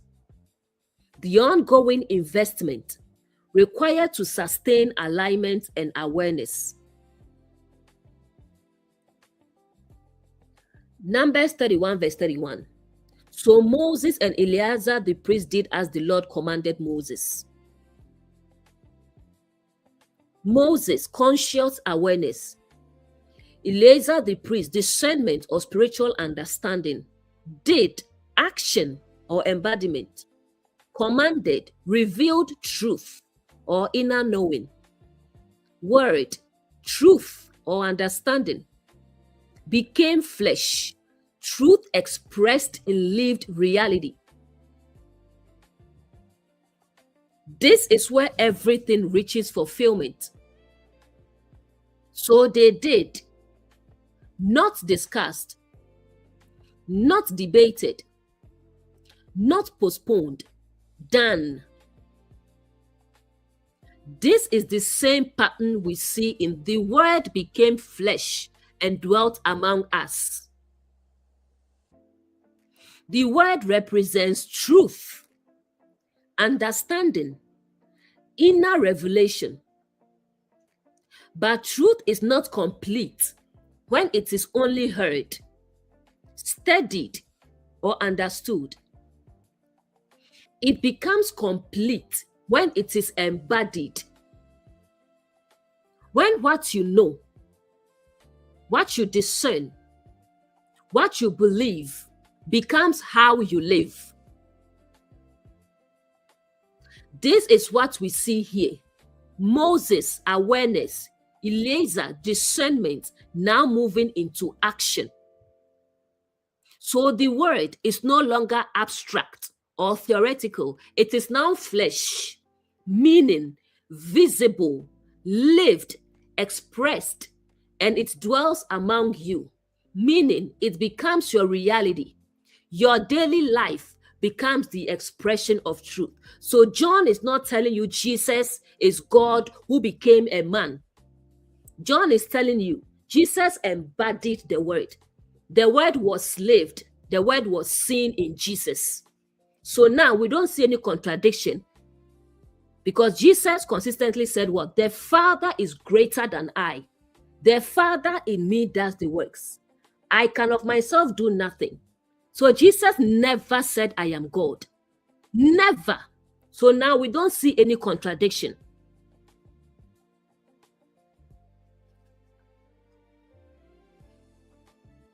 Modern parallel. This situation resembles moments where something you've learned becomes part of who you are. For example, not just understanding peace, but living peacefully. Not just knowing truth, but making decisions based on it. Not just learning about alignment, but embodying it daily.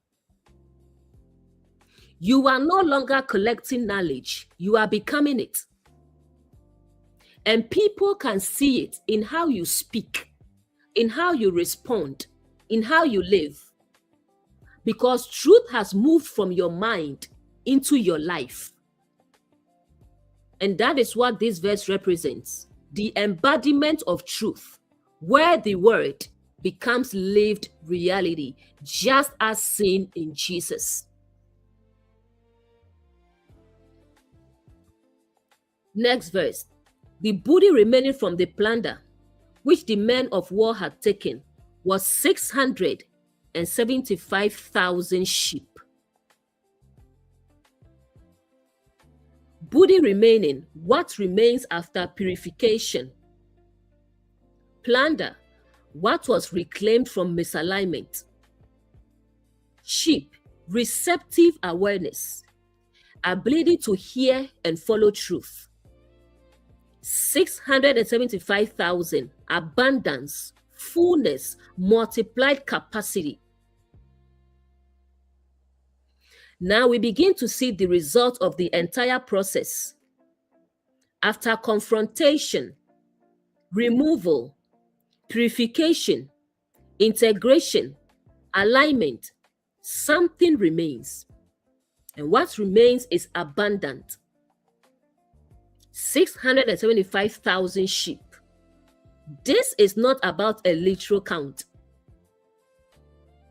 It represents multiplied capacity for alignment. Sheep, as we established, represent the ability to hear truth, receptivity to guidance, alignment with what is real. So after the process, your ability to discern, hear, respond to truth is not just restored, it is increased.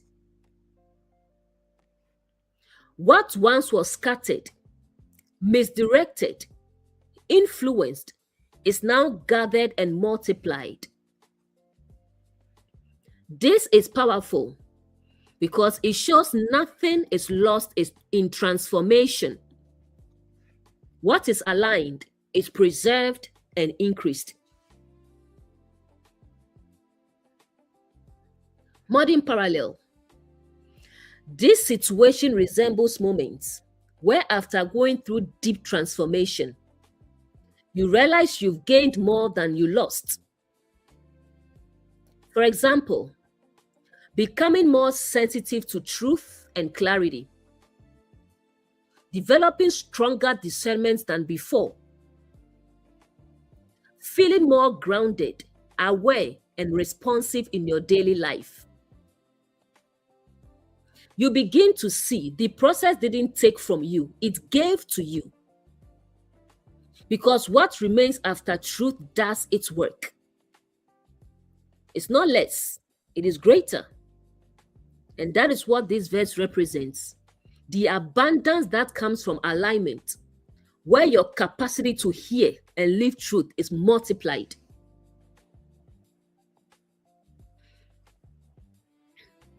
Numbers 31 verse 33. 72,000 cattle.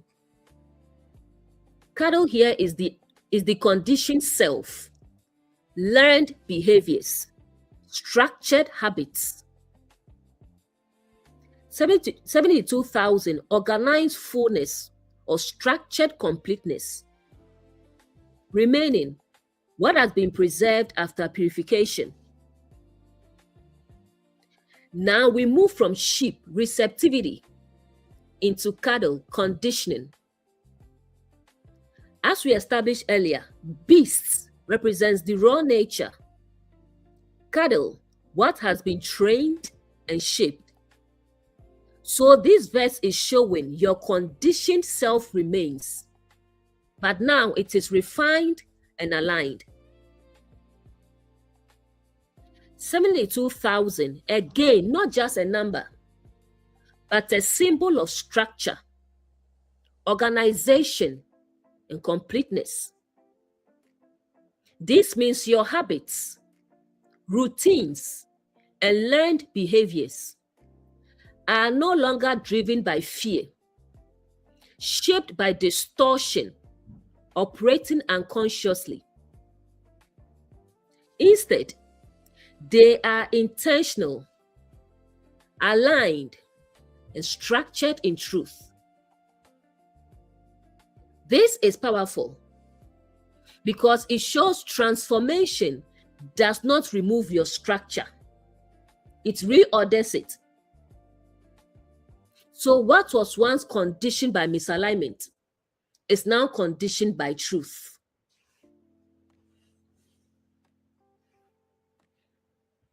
Modern parallel. This situation resembles moments where your habits and routines begin to reflect your growth. For example, developing disciplined patterns that support your peace and clarity. Replacing old habits with intentional aligned behaviors. Noticing that your daily life starts to reflect your inner transformation. You are no longer acting on autopilot, repeating unconscious patterns. Instead, your structure becomes supportive, aligned, intentional, because true transformation shows up not just in what you think, but in how you live daily. And that is what this verse represents. The refinement of your conditioned self, where your habits and structures now align with truth. Numbers 31 verse 34, 61,000 donkeys. Donkeys represent conscience or inner burden bearer or sense of right and wrong. 61,000 represents structured magnitude or stabilized awareness, remaining what has been preserved and refined. Now, we move from sheep, receptivity to truth, cattle, conditioned habits, into donkeys, conscience. The donkey is a burden bearer. It carries weight. Symbolically, this represents your inner sense of right and wrong, your moral awareness, the part of you that carries conviction. But here's the key. Before transformation, conscience can be shaped by fear, conditioned by external teachings, burdened by guilt or confusion. But now, after the process, it is refined. 61,000. Again, this reflects stability and structure, meaning your conscience is no longer reactive, inconsistent, externally controlled. Instead, it becomes clear, grounded, aligned with truth. You no longer feel unnecessary guilt, confusion about what is right, pressure from distorted standards, because your conscience has been recalibrated. Modern parallel. This situation resembles moments where your inner sense of right and wrong becomes clearer and more stable. For example, no longer feeling guilty for things rooted in fear-based teachings. Having a clearer sense of what aligns with your values. Trusting your inner conviction instead of external pressure. You begin to notice your conscience feels lighter, but also more accurate, because it is no longer burdened by distortion. It is now aligned with truth. And that is what this verse represents. The restoration of conscience, where your inner compass becomes clear, stable, and aligned. Next verse, and 32,000 persons in all of the women who had not known man intimately. Persons, aspects of identity or awareness. Women, expressions or potential manifestations. Not known man means not shaped by established patterns. 32,000, structured fullness or preserved potential. Remaining, what has been kept after purification. Now we return to something we saw earlier, but with deeper clarity. These are the preserved aspects of awareness. Women who had not known man. So we establish woman represents expression. Man represents seed or established pattern. So this refers to expressions that have not been shaped by misalignment. They are unconditioned, unformed, open to development. And now we see they remain in abundance. 32,000. This reflects structured, preserved potential. This is powerful because it shows transformation does not leave you empty. It leaves you with pure ground to build from. These are the parts of you that are free from distortion, not influenced by past conditioning, ready to be shaped by truth.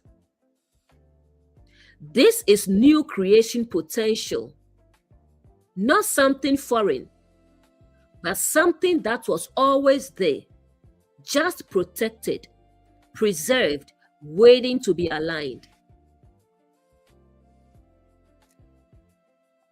Modern parallel. This situation resembles moments where, after letting go of old patterns, you begin to notice new possibilities within yourself. For example, discovering new ways of thinking that feel fresh and unburdened. Realizing you are no longer limited by past conditioning. Feeling open to growth without the weight of old influences. You begin to see you are not starting from scratch. You are starting from clarity. From a place where your potential is no longer distorted, where your expression is no longer conditioned.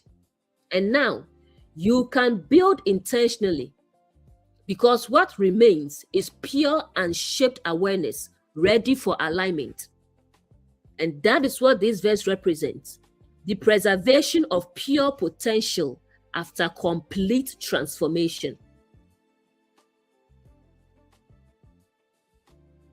Next verse. And they have the portion for those who had gone out to war, was in number 337,500 sheep.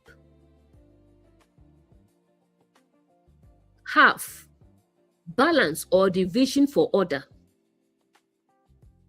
Portion, assigned share or intentional allocation. Those who went to war, active engagement in transformation. Sheep, receptive awareness, ability to hear and follow truth.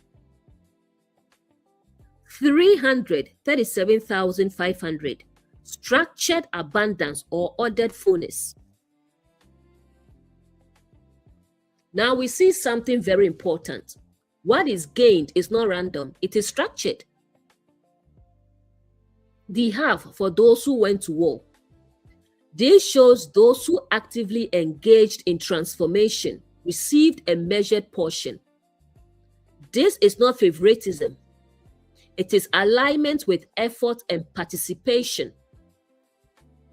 Because transformation requires engagement, intention, willingness to confront, and the result is capacity increases. The sheep represents your ability to hear truth, your receptivity, your alignment. So this verse shows those who engage deeply experience greater clarity and responsiveness. Not because others are excluded, but because participation shapes capacity. And yet it is half, meaning balance is maintained. Growth is not isolated to one part of you, it is distributed. Modern parallel. This situation resembles moments where the effort you put into your growth directly affects your level of clarity. For example, the more you reflect, the more clearly you begin to see. The more you engage with truth, the more receptive you become. The more intentional you are, the more aligned your responses are. You begin to notice growth responds to engagement, not randomly, but proportionally. And yet, it remains balanced across your life. Because true transformation is not about imbalance. It is about structured growth, where what you gain is intentional, measured, and aligned. And that is what this verse represents. The ordered distribution of increased capacity based on engagement in transformation. Next verse, Numbers 31, verse 37. And the Lord's tribute of the sheep was 675. Lord's tribute, portion dedicated to source or alignment with truth. Sheep, receptive awareness or ability to hear truth. 675, measured offering, intentional portion set apart. Now we see something very important. Not all that is gained is kept for self. A portion is set apart. The Lord's tribute. This represents dedication back to the source. From everything you've gained, clarity, receptivity, ability to hear truth, a portion is lifted up. Not because it is taken away, but because it is aligned intentionally. This shows growth is not just personal accumulation. It includes recognition and alignment. Even your ability to hear, discern, and respond to truth must remain connected to the source of that truth. Otherwise, it can become self-centered, distorted again. So this tribute represents staying grounded, acknowledging where your clarity comes from.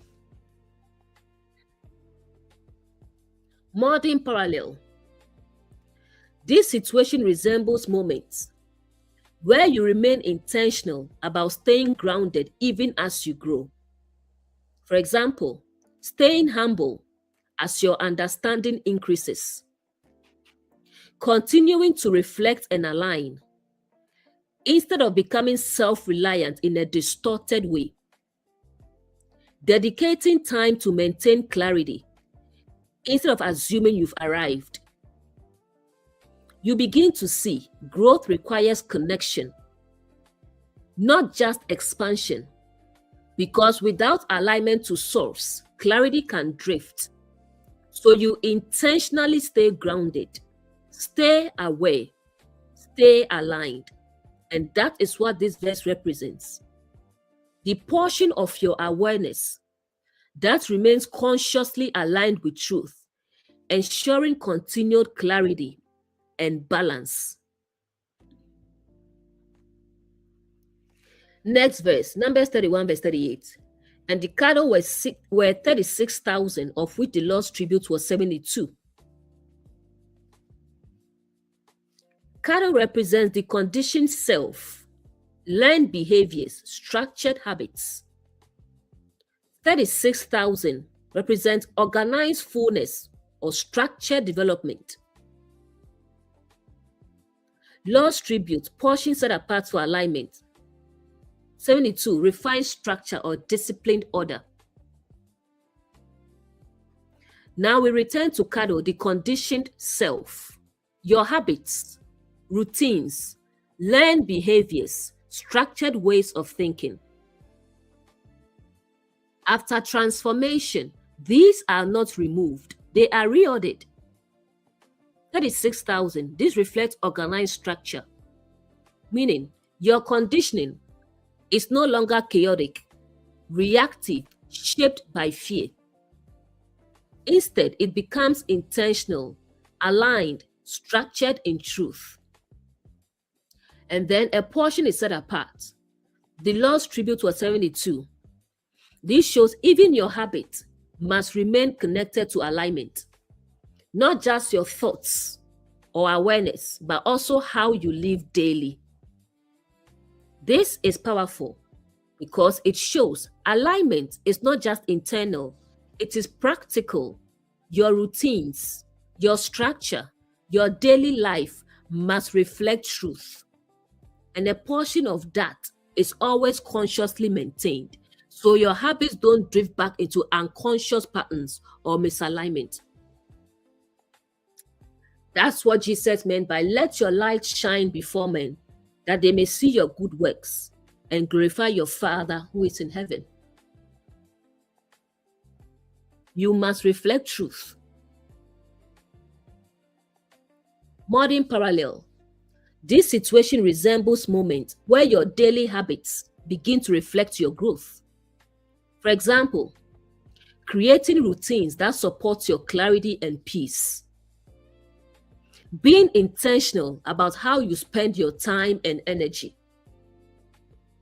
Maintaining discipline in areas that once felt chaotic. You begin to see your life becomes structured differently, not forced, but aligned.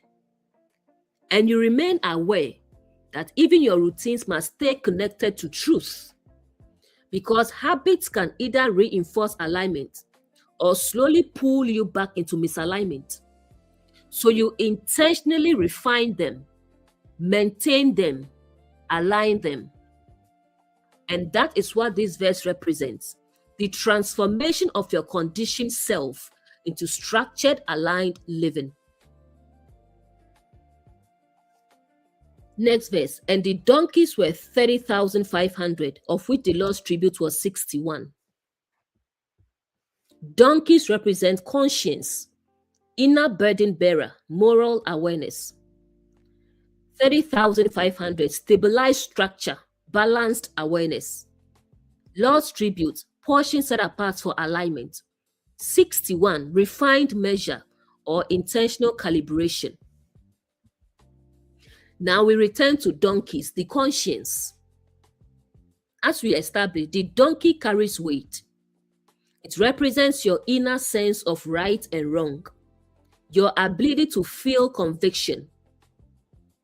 Before transformation, conscience can be burdened by fear, shaped by external rules, weighed down by guilt or confusion.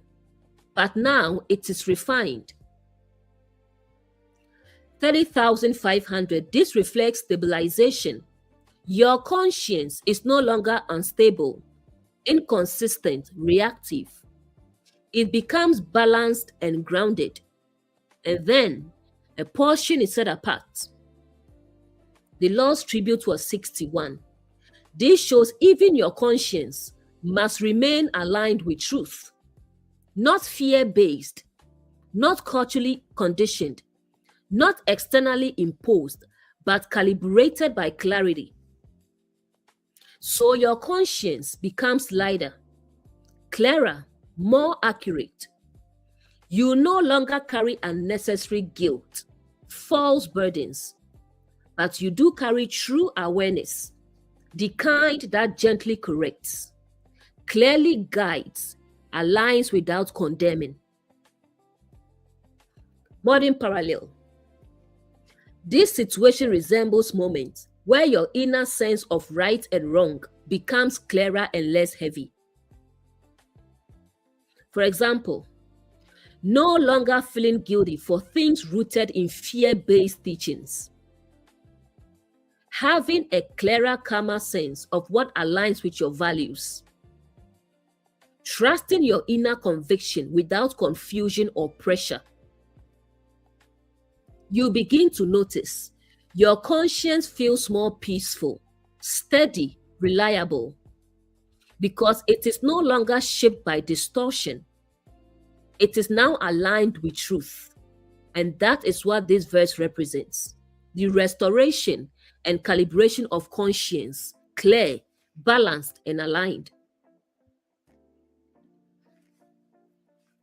Next verse, Numbers 31 verse 40. And the persons were 16,000, of which the Lord's tribute was 32 persons. Persons represent aspects of identity or awareness. Women not known man, unformed pure expressions. 16,000, structured completeness, preserved potential. Lord's tribute, portion set apart for alignment. 32, intentional dedication or refined measure. Now we come back to persons, pure unformed awareness. These are the aspects of you that were not shaped by misalignment, remain untouched by distortion, carry pure potential. 16,000. This reflects structured preservation, meaning even after everything that was removed, there is still substantial intact potential. You are not emptied. You are refined and preserved. And then a portion is set apart. The Lord's tribute was 32. This shows even your pure awareness must remain aligned with truth. Because even potential must be guided, nurtured, directed. Otherwise, it can be shaped incorrectly. So this tribute represents intentional cultivation, where your new awareness, fresh perspective, unconditioned potential is not left unattended, but brought into alignment from the beginning. Modern parallel. This situation resembles moments where you recognize new parts of yourself that are free from past conditioning. For example, new ways of thinking that feel fresh and clear. New perspectives that are not influenced by fear or past experiences. New possibilities for who you can become. You begin to notice you are not starting over from nothing. You are starting from clarity and potential. And you become intentional about how you develop these new paths, what influences you allow, how you shape your future identity. Because you understand what is unformed can be shaped. So you choose to shape it with truth. And that is what this verse represents: the preservation and intentional development of pure awareness aligned from the beginning. Next verse. And Moses gave the tribute, which was the Lord's heave offering, to Eleazar the priest, as the Lord commanded Moses. Moses represents conscious awareness. Gave is released or entrusted. Tribute, portion set apart for alignment. Heave offering, lifted up or elevated into higher purpose. Eleazar the priest, discernment or spiritual understanding. Commanded, alignment with revealed truth. Now we see something very important. Alignment is entrusted to discernment. Moses gave the tribute. This shows awareness does not hold everything for itself. What has been recognized, set apart, aligned, is now entrusted to Eleazar the priest, which represents discernment. This is powerful because it shows awareness alone is not enough. What you know must be handed over to discernment to be maintained. The heave offering means it is lifted up, not just understood, but elevated into purpose. So now, your clarity, your growth, your alignment is not just something you have. It becomes something that is sustained through discernment. And again, we see as the Lord commanded, meaning this is the correct order. Awareness recognizes, discernment maintains. Modern parallel. This situation resembles moments where you not only gain clarity, but begin to live with ongoing discernment. For example, not just understanding truth, but consistently applying it in decisions. Not just realizing something once, but maintaining that awareness daily. Allowing your growth to be guided, not just remembered. You begin to see it's not enough to have truth. You must steward it through discernment, awareness, intentional living. Because without stewardship, even clarity can fade. So you begin to guard what you've gained, apply what you've learned, remain aligned intentionally. And that is what this verse represents. The transfer of alignment into ongoing discernment so it can be sustained and lived. Next verse, Numbers 31, verse 42. And from the children of Israel's half, which Moses separated from the men who fought. Children of Israel, the whole aligned being, half balanced distribution. Moses separated, conscious awareness organizing and distinguishing. Men who fought, the part of you that actively engaged in transformation. Now we return to something important. Balance. Earlier, we saw one portion for those who fought, which is active engagement. Now we see the other half, belonging to the entire being. This shows transformation is not limited to the part of you that struggled. Even though some parts of you did the work, some parts of you confronted the patterns, the result benefits all of you. Moses separated. This means awareness brings clarity and order. It distinguishes between effort and integration. but it does not divide in a way that creates imbalance.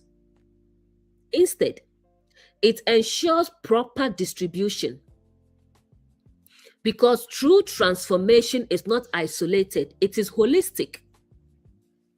Every part of your life, thoughts, habits, identity, relationships begin to reflect the change. Modern parallel. This situation resembles moments where growth in one area of your life begins to impact everything else. For example, improving your mindset and noticing it affects your relationships. Gaining clarity and seeing it influence your decisions, habits, and direction. Healing in one area and experiencing peace in others. You begin to see transformation spreads. It is not confined. Because when one part of you changes deeply, the whole of you is affected. And that is what this verse represents: the balanced integration of transformation across your entire being. Next verse. Now the half belonging to the congregation was 337,500 sheep. Congregation, the whole inner being or the collective self. Half, balanced share or equal distribution. Sheep, receptive awareness, the ability to hear truth. 337,500, structured abundance or complete capacity. Now the focus shifts fully to the whole being, the congregation. What we saw earlier for those who fought is now mirrored for the entire self. This shows alignment is not partial. Even though transformation required effort, certain parts of you engage deeply. The result is shared across all of you. The sheep again represents your ability to hear, your receptivity to truth, your alignment with what is real. And now we see the same abundance exist in the whole, meaning your entire being becomes more receptive, aware, and aligned. Not just the part of you that studied, questioned, confronted, but your emotions, your habits, your daily life all begin to reflect this clarity. Modern parallel. This situation resembles moments where your growth becomes visible across every area of your life. For example, your clarity affects how you think, feel, and respond. Your alignment shows up in your relationships and decisions.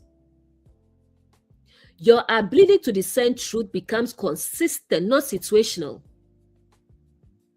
You are no longer clear in one area and confused in another. Instead, your whole being becomes more receptive, more aligned, more grounded, because transformation has moved from a part of you into all of you. And that is what this verse represents: the full distribution of alignment, where your entire being shares in the clarity and receptivity gained through transformation. Next verse, 36,000 cattle. Cattle again represent the conditioned self or learned behaviors or habits. 36,000, structured order or organized completeness, belonging to the congregation, integrated across the whole being. Now we return again to cattle, your conditioned self. But this time, it is not just the part that engaged in transformation. It is now your entire being. This shows transformation has reached your habits, your routines, patterns, learned behaviors are no longer divided, inconsistent, partially aligned. Instead, they are now unified, structured, aligned across your whole life. 36,000, again reflecting organized completeness, meaning your conditioning has been reordered at every level.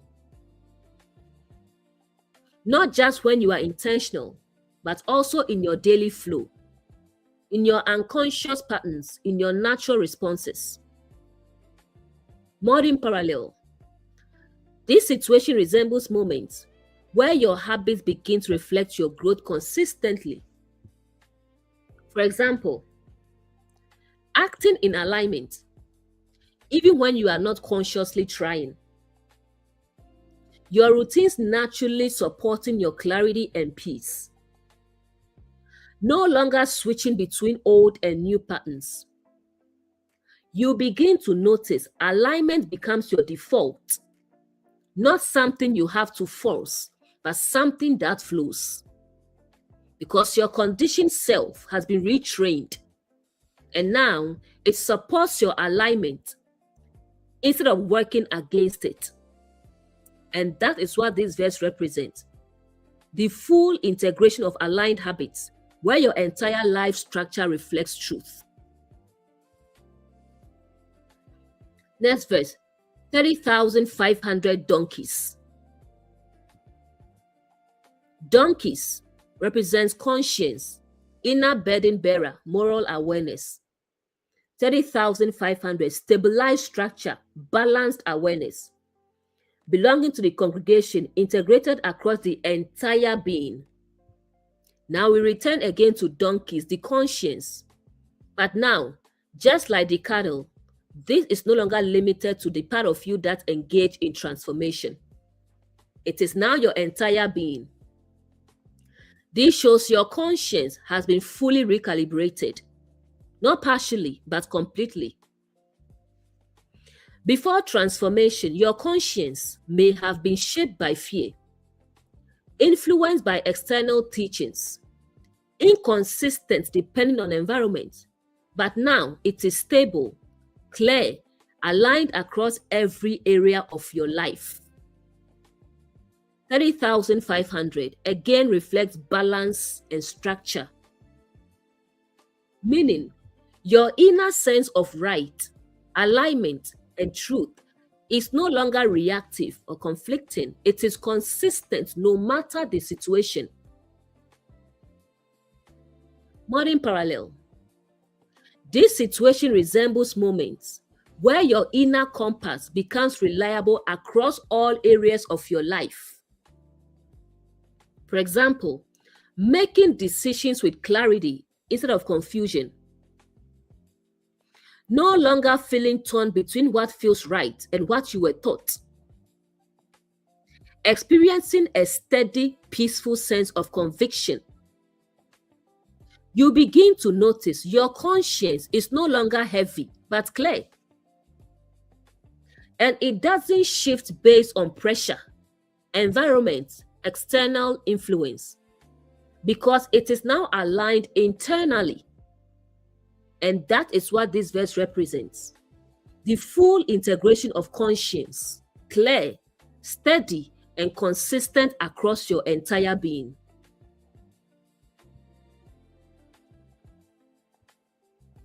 Next verse. And 16,000 persons. Persons again represent aspects of identity or awareness. Women not known man and formed pure expressions. 16,000 structured completeness, preserved potential, belonging to the congregation, fully integrated across the whole being. Now we return to persons, pure and formed awareness. But this time, just like sheep, receptivity, cattle, conditioning, donkeys, conscience, it is now fully integrated across the whole being. This is powerful because it shows your pure potential is no longer isolated. It is now accessible throughout your entire life. 16,000 again reflects structured completeness, meaning the parts of you that were untouched, unconditioned, not shaped by distortion, are now fully present and integrated, not hidden, not dormant, not limited to certain moments, but active across your thoughts, your actions, your identity. Modern parallel. This situation resembles moments where your sense of possibility feels fully present in your life. For example, feeling like you can think and act from a fresh, unconditioned place. No longer being limited by past patterns when making decisions. Experiencing a sense of openness and clarity in all areas of your life. You begin to notice you are no longer operating from old conditioning, past limitations. Instead, your potential is available, active, integrated, because nothing within you is blocked, hidden, or restricted. Everything is now aligned and accessible.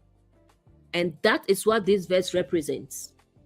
The full integration of pure awareness, where your unconditioned potential is present across your entire being. Next verse, Numbers 31, verse 47.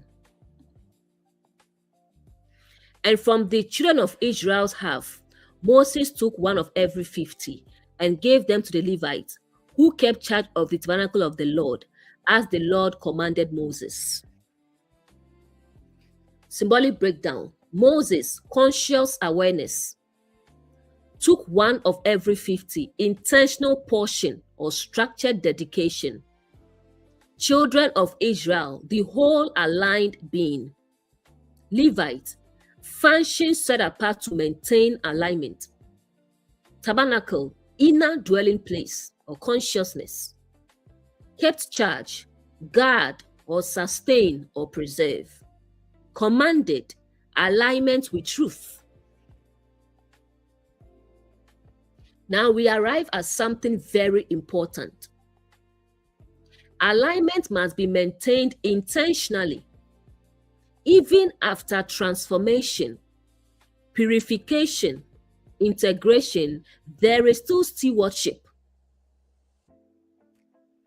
Moses took one of every 50. This shows a consistent portion is always set apart, dedicated, and maintained. And who receives it?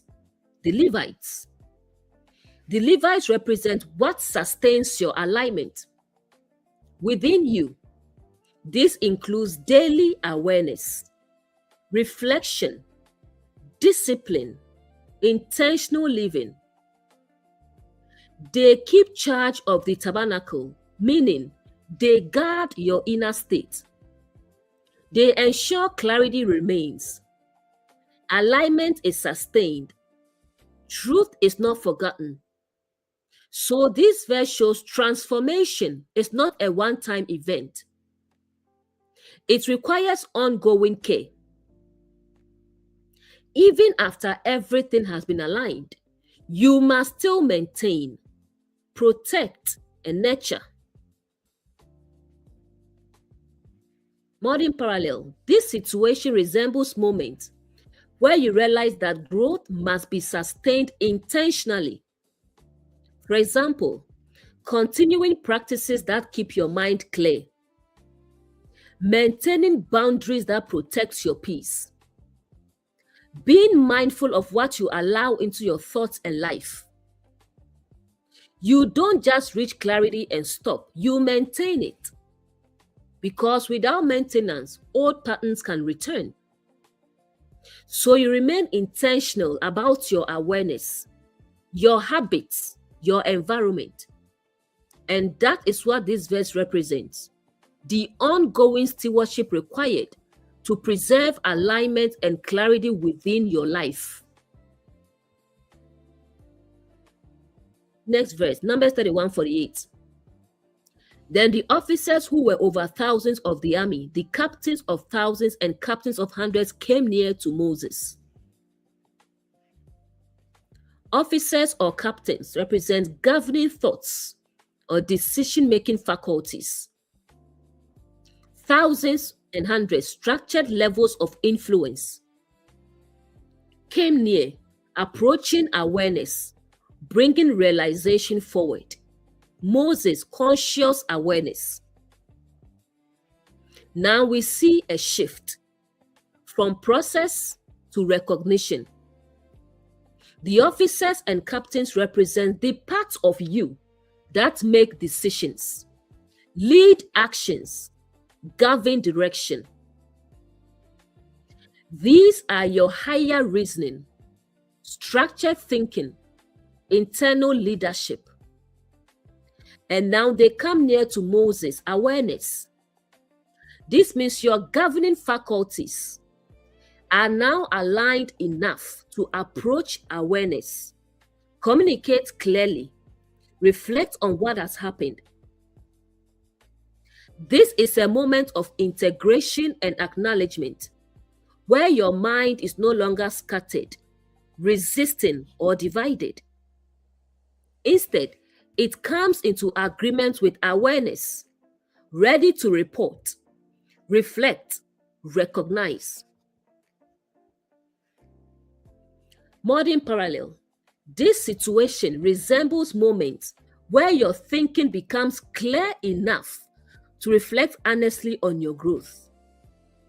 For example, recognizing how your decisions have changed over time. Seeing how your thinking is now more aligned and intentional. Being able to evaluate your life with clarity instead of confusion. You are no longer avoiding awareness, no longer resisting truth. Instead, you move toward it with clarity, honesty, alignment, because your internal leadership has been transformed. And now it is ready to acknowledge what has taken place. And that is what this verse represents. The alignment of your inner leadership coming into awareness with clarity and readiness to reflect.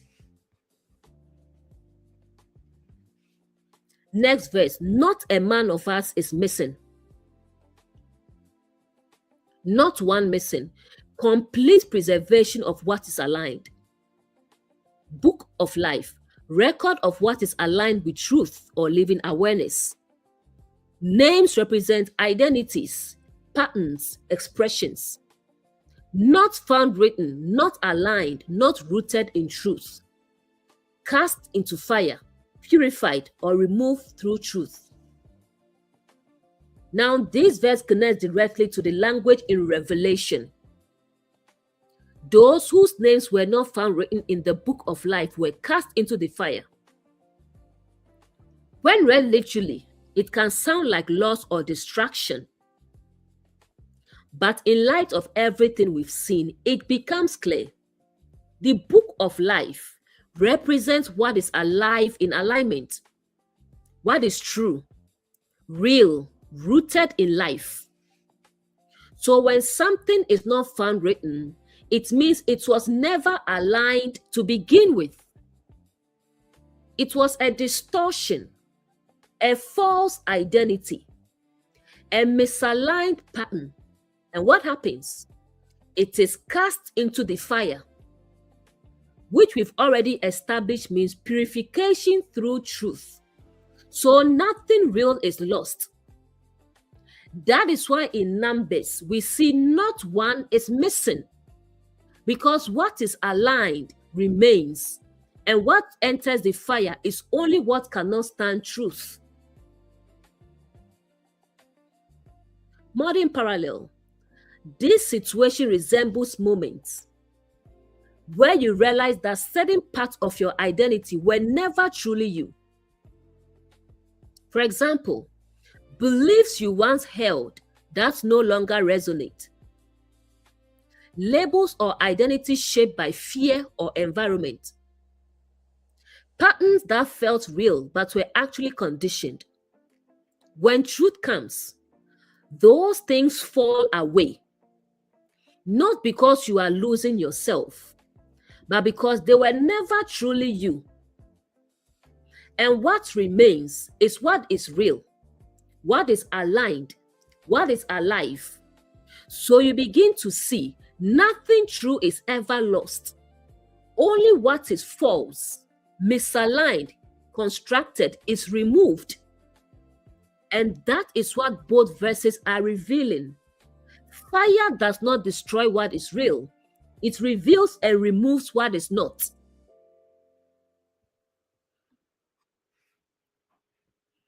Next verse, Numbers 31, verse 50. Therefore, we have brought an offering for the Lord, what every man found of ornaments of gold, to make atonement for ourselves before the Lord. Therefore, response to realization, brought an offering, intentional gratitude or acknowledgement, gold ornament, refined value, what has been purified through fire.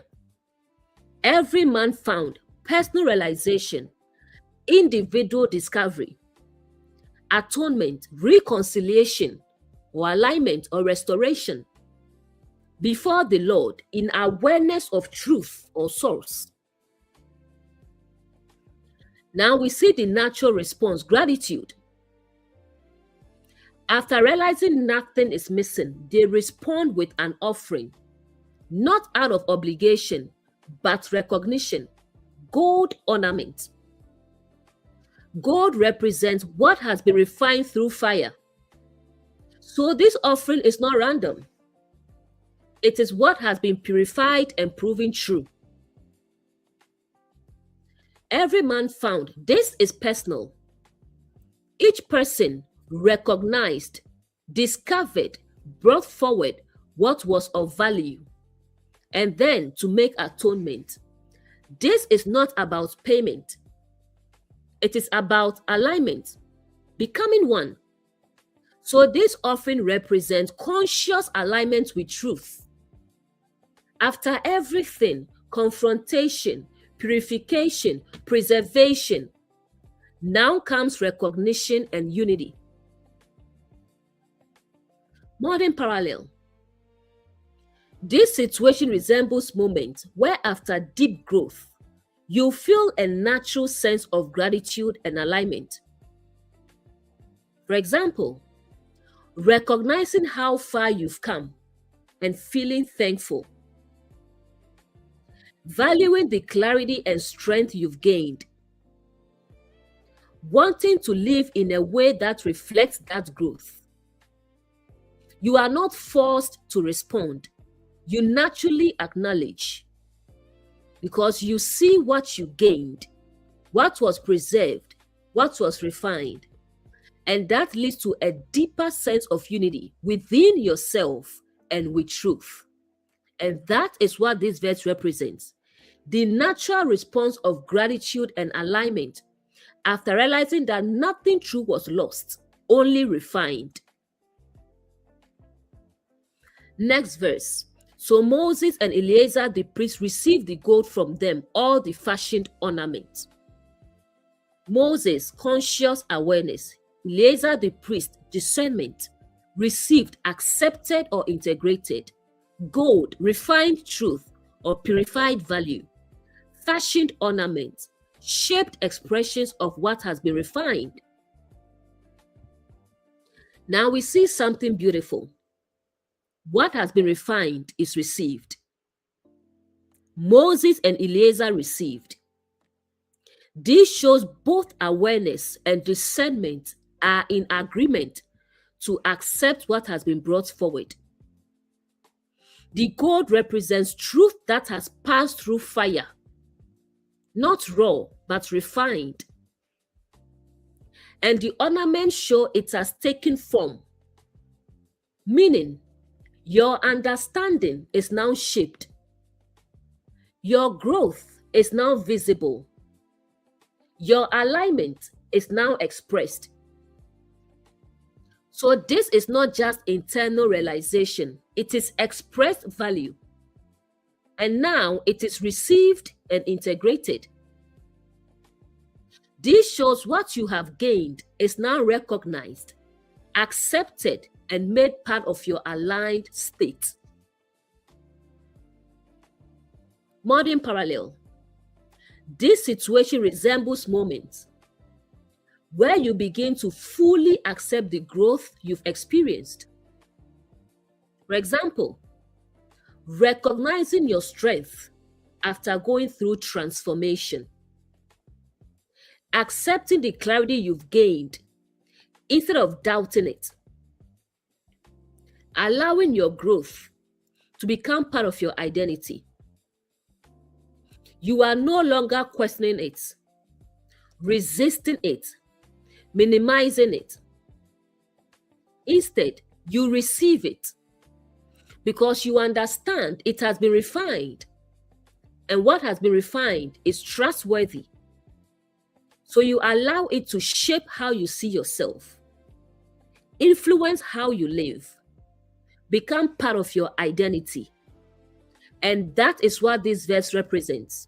The acceptance and integration of what has been refined, where truth becomes part of who you are. Next verse, all the gold of the offering. Gold represents refined truth, tested value, land of gold, environment of alignment, place of purity.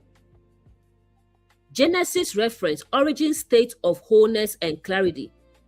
Offering what has been consciously aligned. This echoes directly back to Genesis, the land of Avila, where there is gold, and the gold of that land is good. From the very beginning, gold was associated with purity, value, something untouched by distortion. So what we are seeing is a return to origin. In Genesis, gold exists in the beginning state. In Numbers, gold appears after refinement. This reveals something powerful. What is refined is what was originally pure. The process did not create gold, it revealed it. So the journey from Genesis, through confrontation, through purification, leads back to the same quality of being, pure, valuable, aligned. This is why the gold is gathered, measured, offered, because it represents your restored state, not something new, but something rediscovered. Modern parallel. This situation resembles moments where after growth, you realize you've returned to a deeper, more authentic version of yourself. For example, feeling like you've come back to clarity you once had. Recognizing that your true nature was always there beneath conditioning. Realizing your value was never lost, only covered. You begin to see you didn't become something different. You return to what was always true. And now that truth has been tested, refined, confirmed, so it carries even greater depth. And that is what this connection reveals. The gold at the end is the same gold from the beginning, not created, but uncovered through the journey back to alignment. Next verse, Numbers 31, verse 53.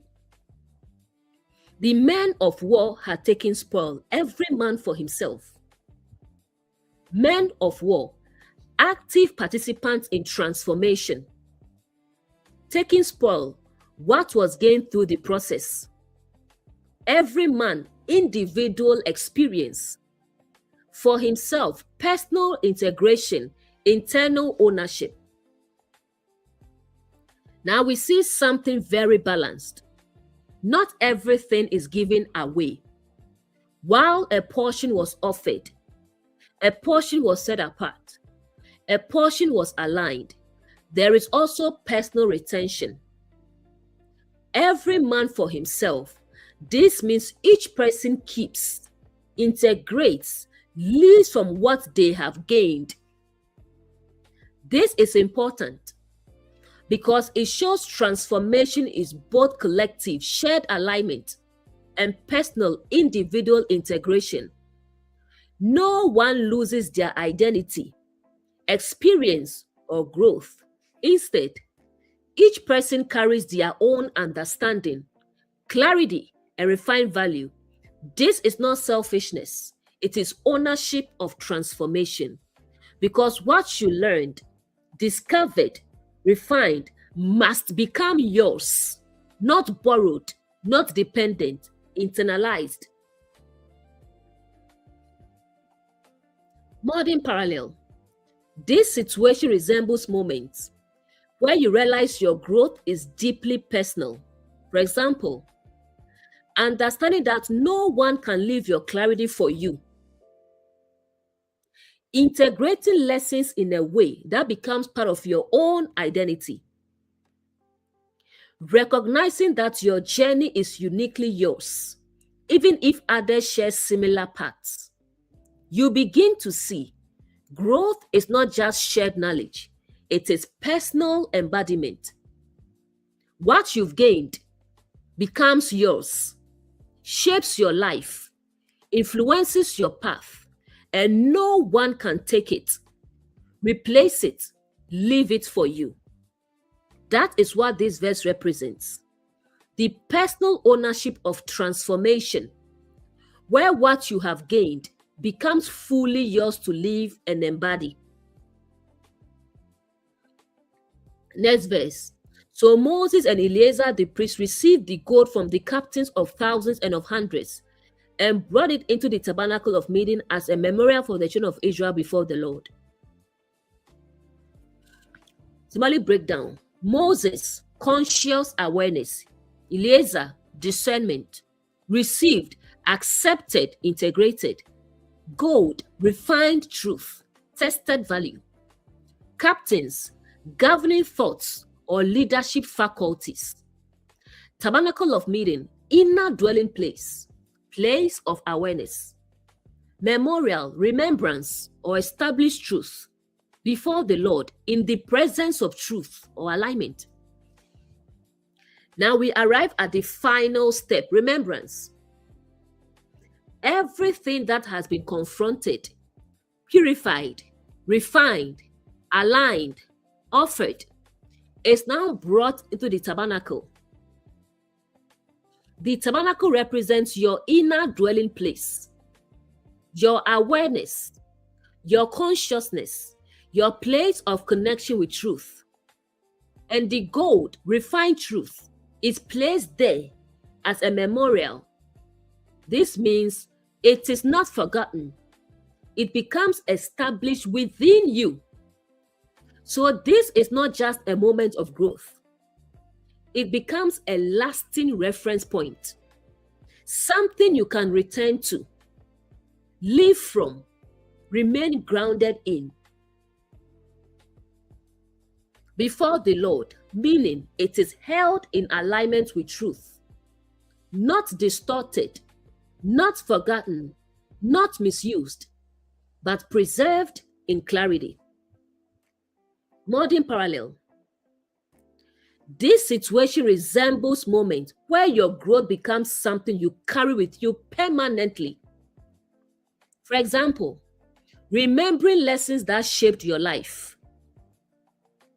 Having a deep inner reference point that guides your decisions. Living from experiences that have become part of your foundation. You no longer forget what you've learned. No longer drifts back into old patterns easily, because something within you has been established and you can always return to it, draw from it, and live from it. And that is what this final verse represents: the establishment of refined truth within your inner life, a permanent remembrance that keeps you aligned, grounded, and aware. And before we end, let me touch on something. For a long time, many of us have read that Abraham is the father of many nations and assumed it was about biology, ethnicity, or physical descent. But let's pause and ask a simple question as usual.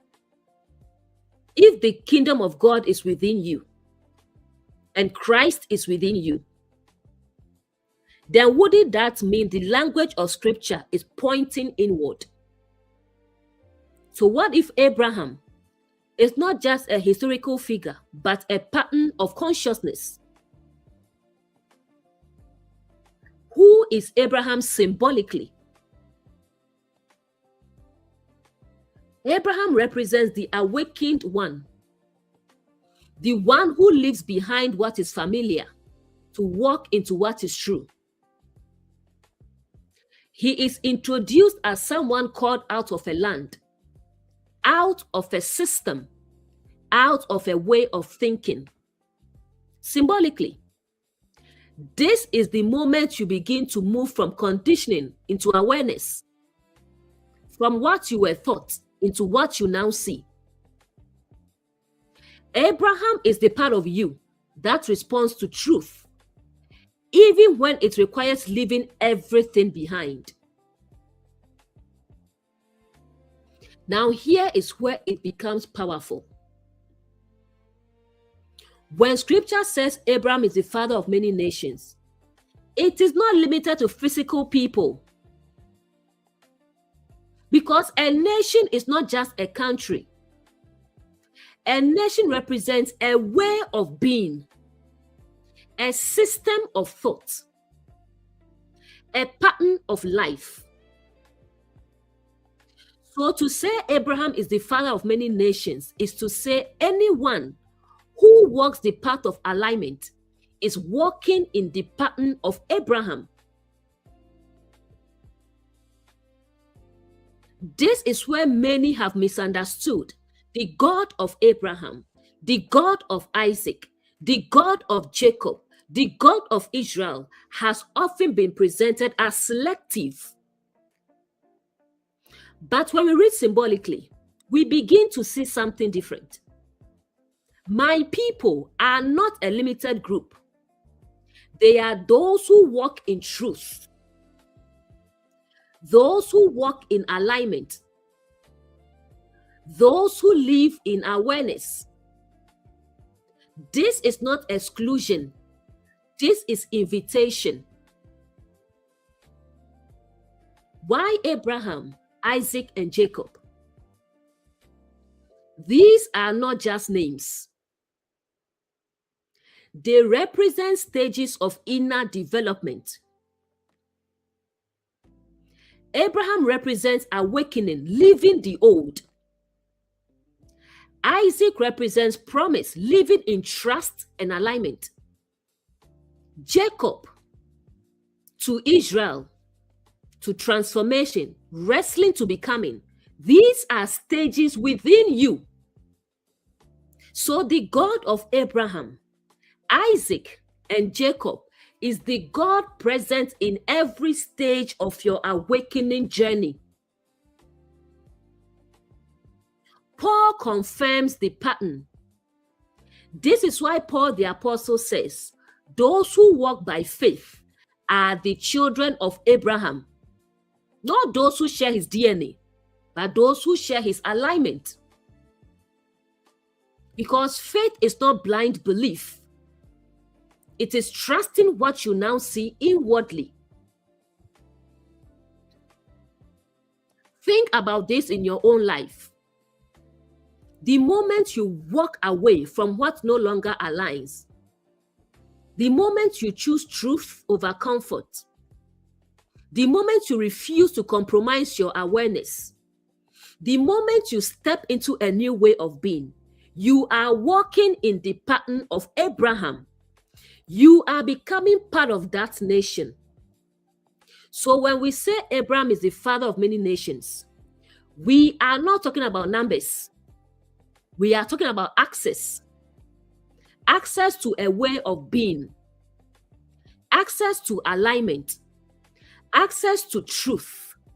Access to awakening. And this is why he is not the father of a few. He is the father of all who choose to see, who choose to align, who choose to walk in truth. I'm inviting you to look again, to move beyond surface reading and begin to see inwardly. Because what if this was never about them, but about you?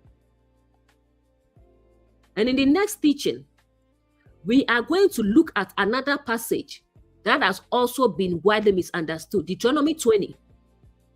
And then we'll continue to 1 Samuel 15, not to dismiss the text, but to understand it.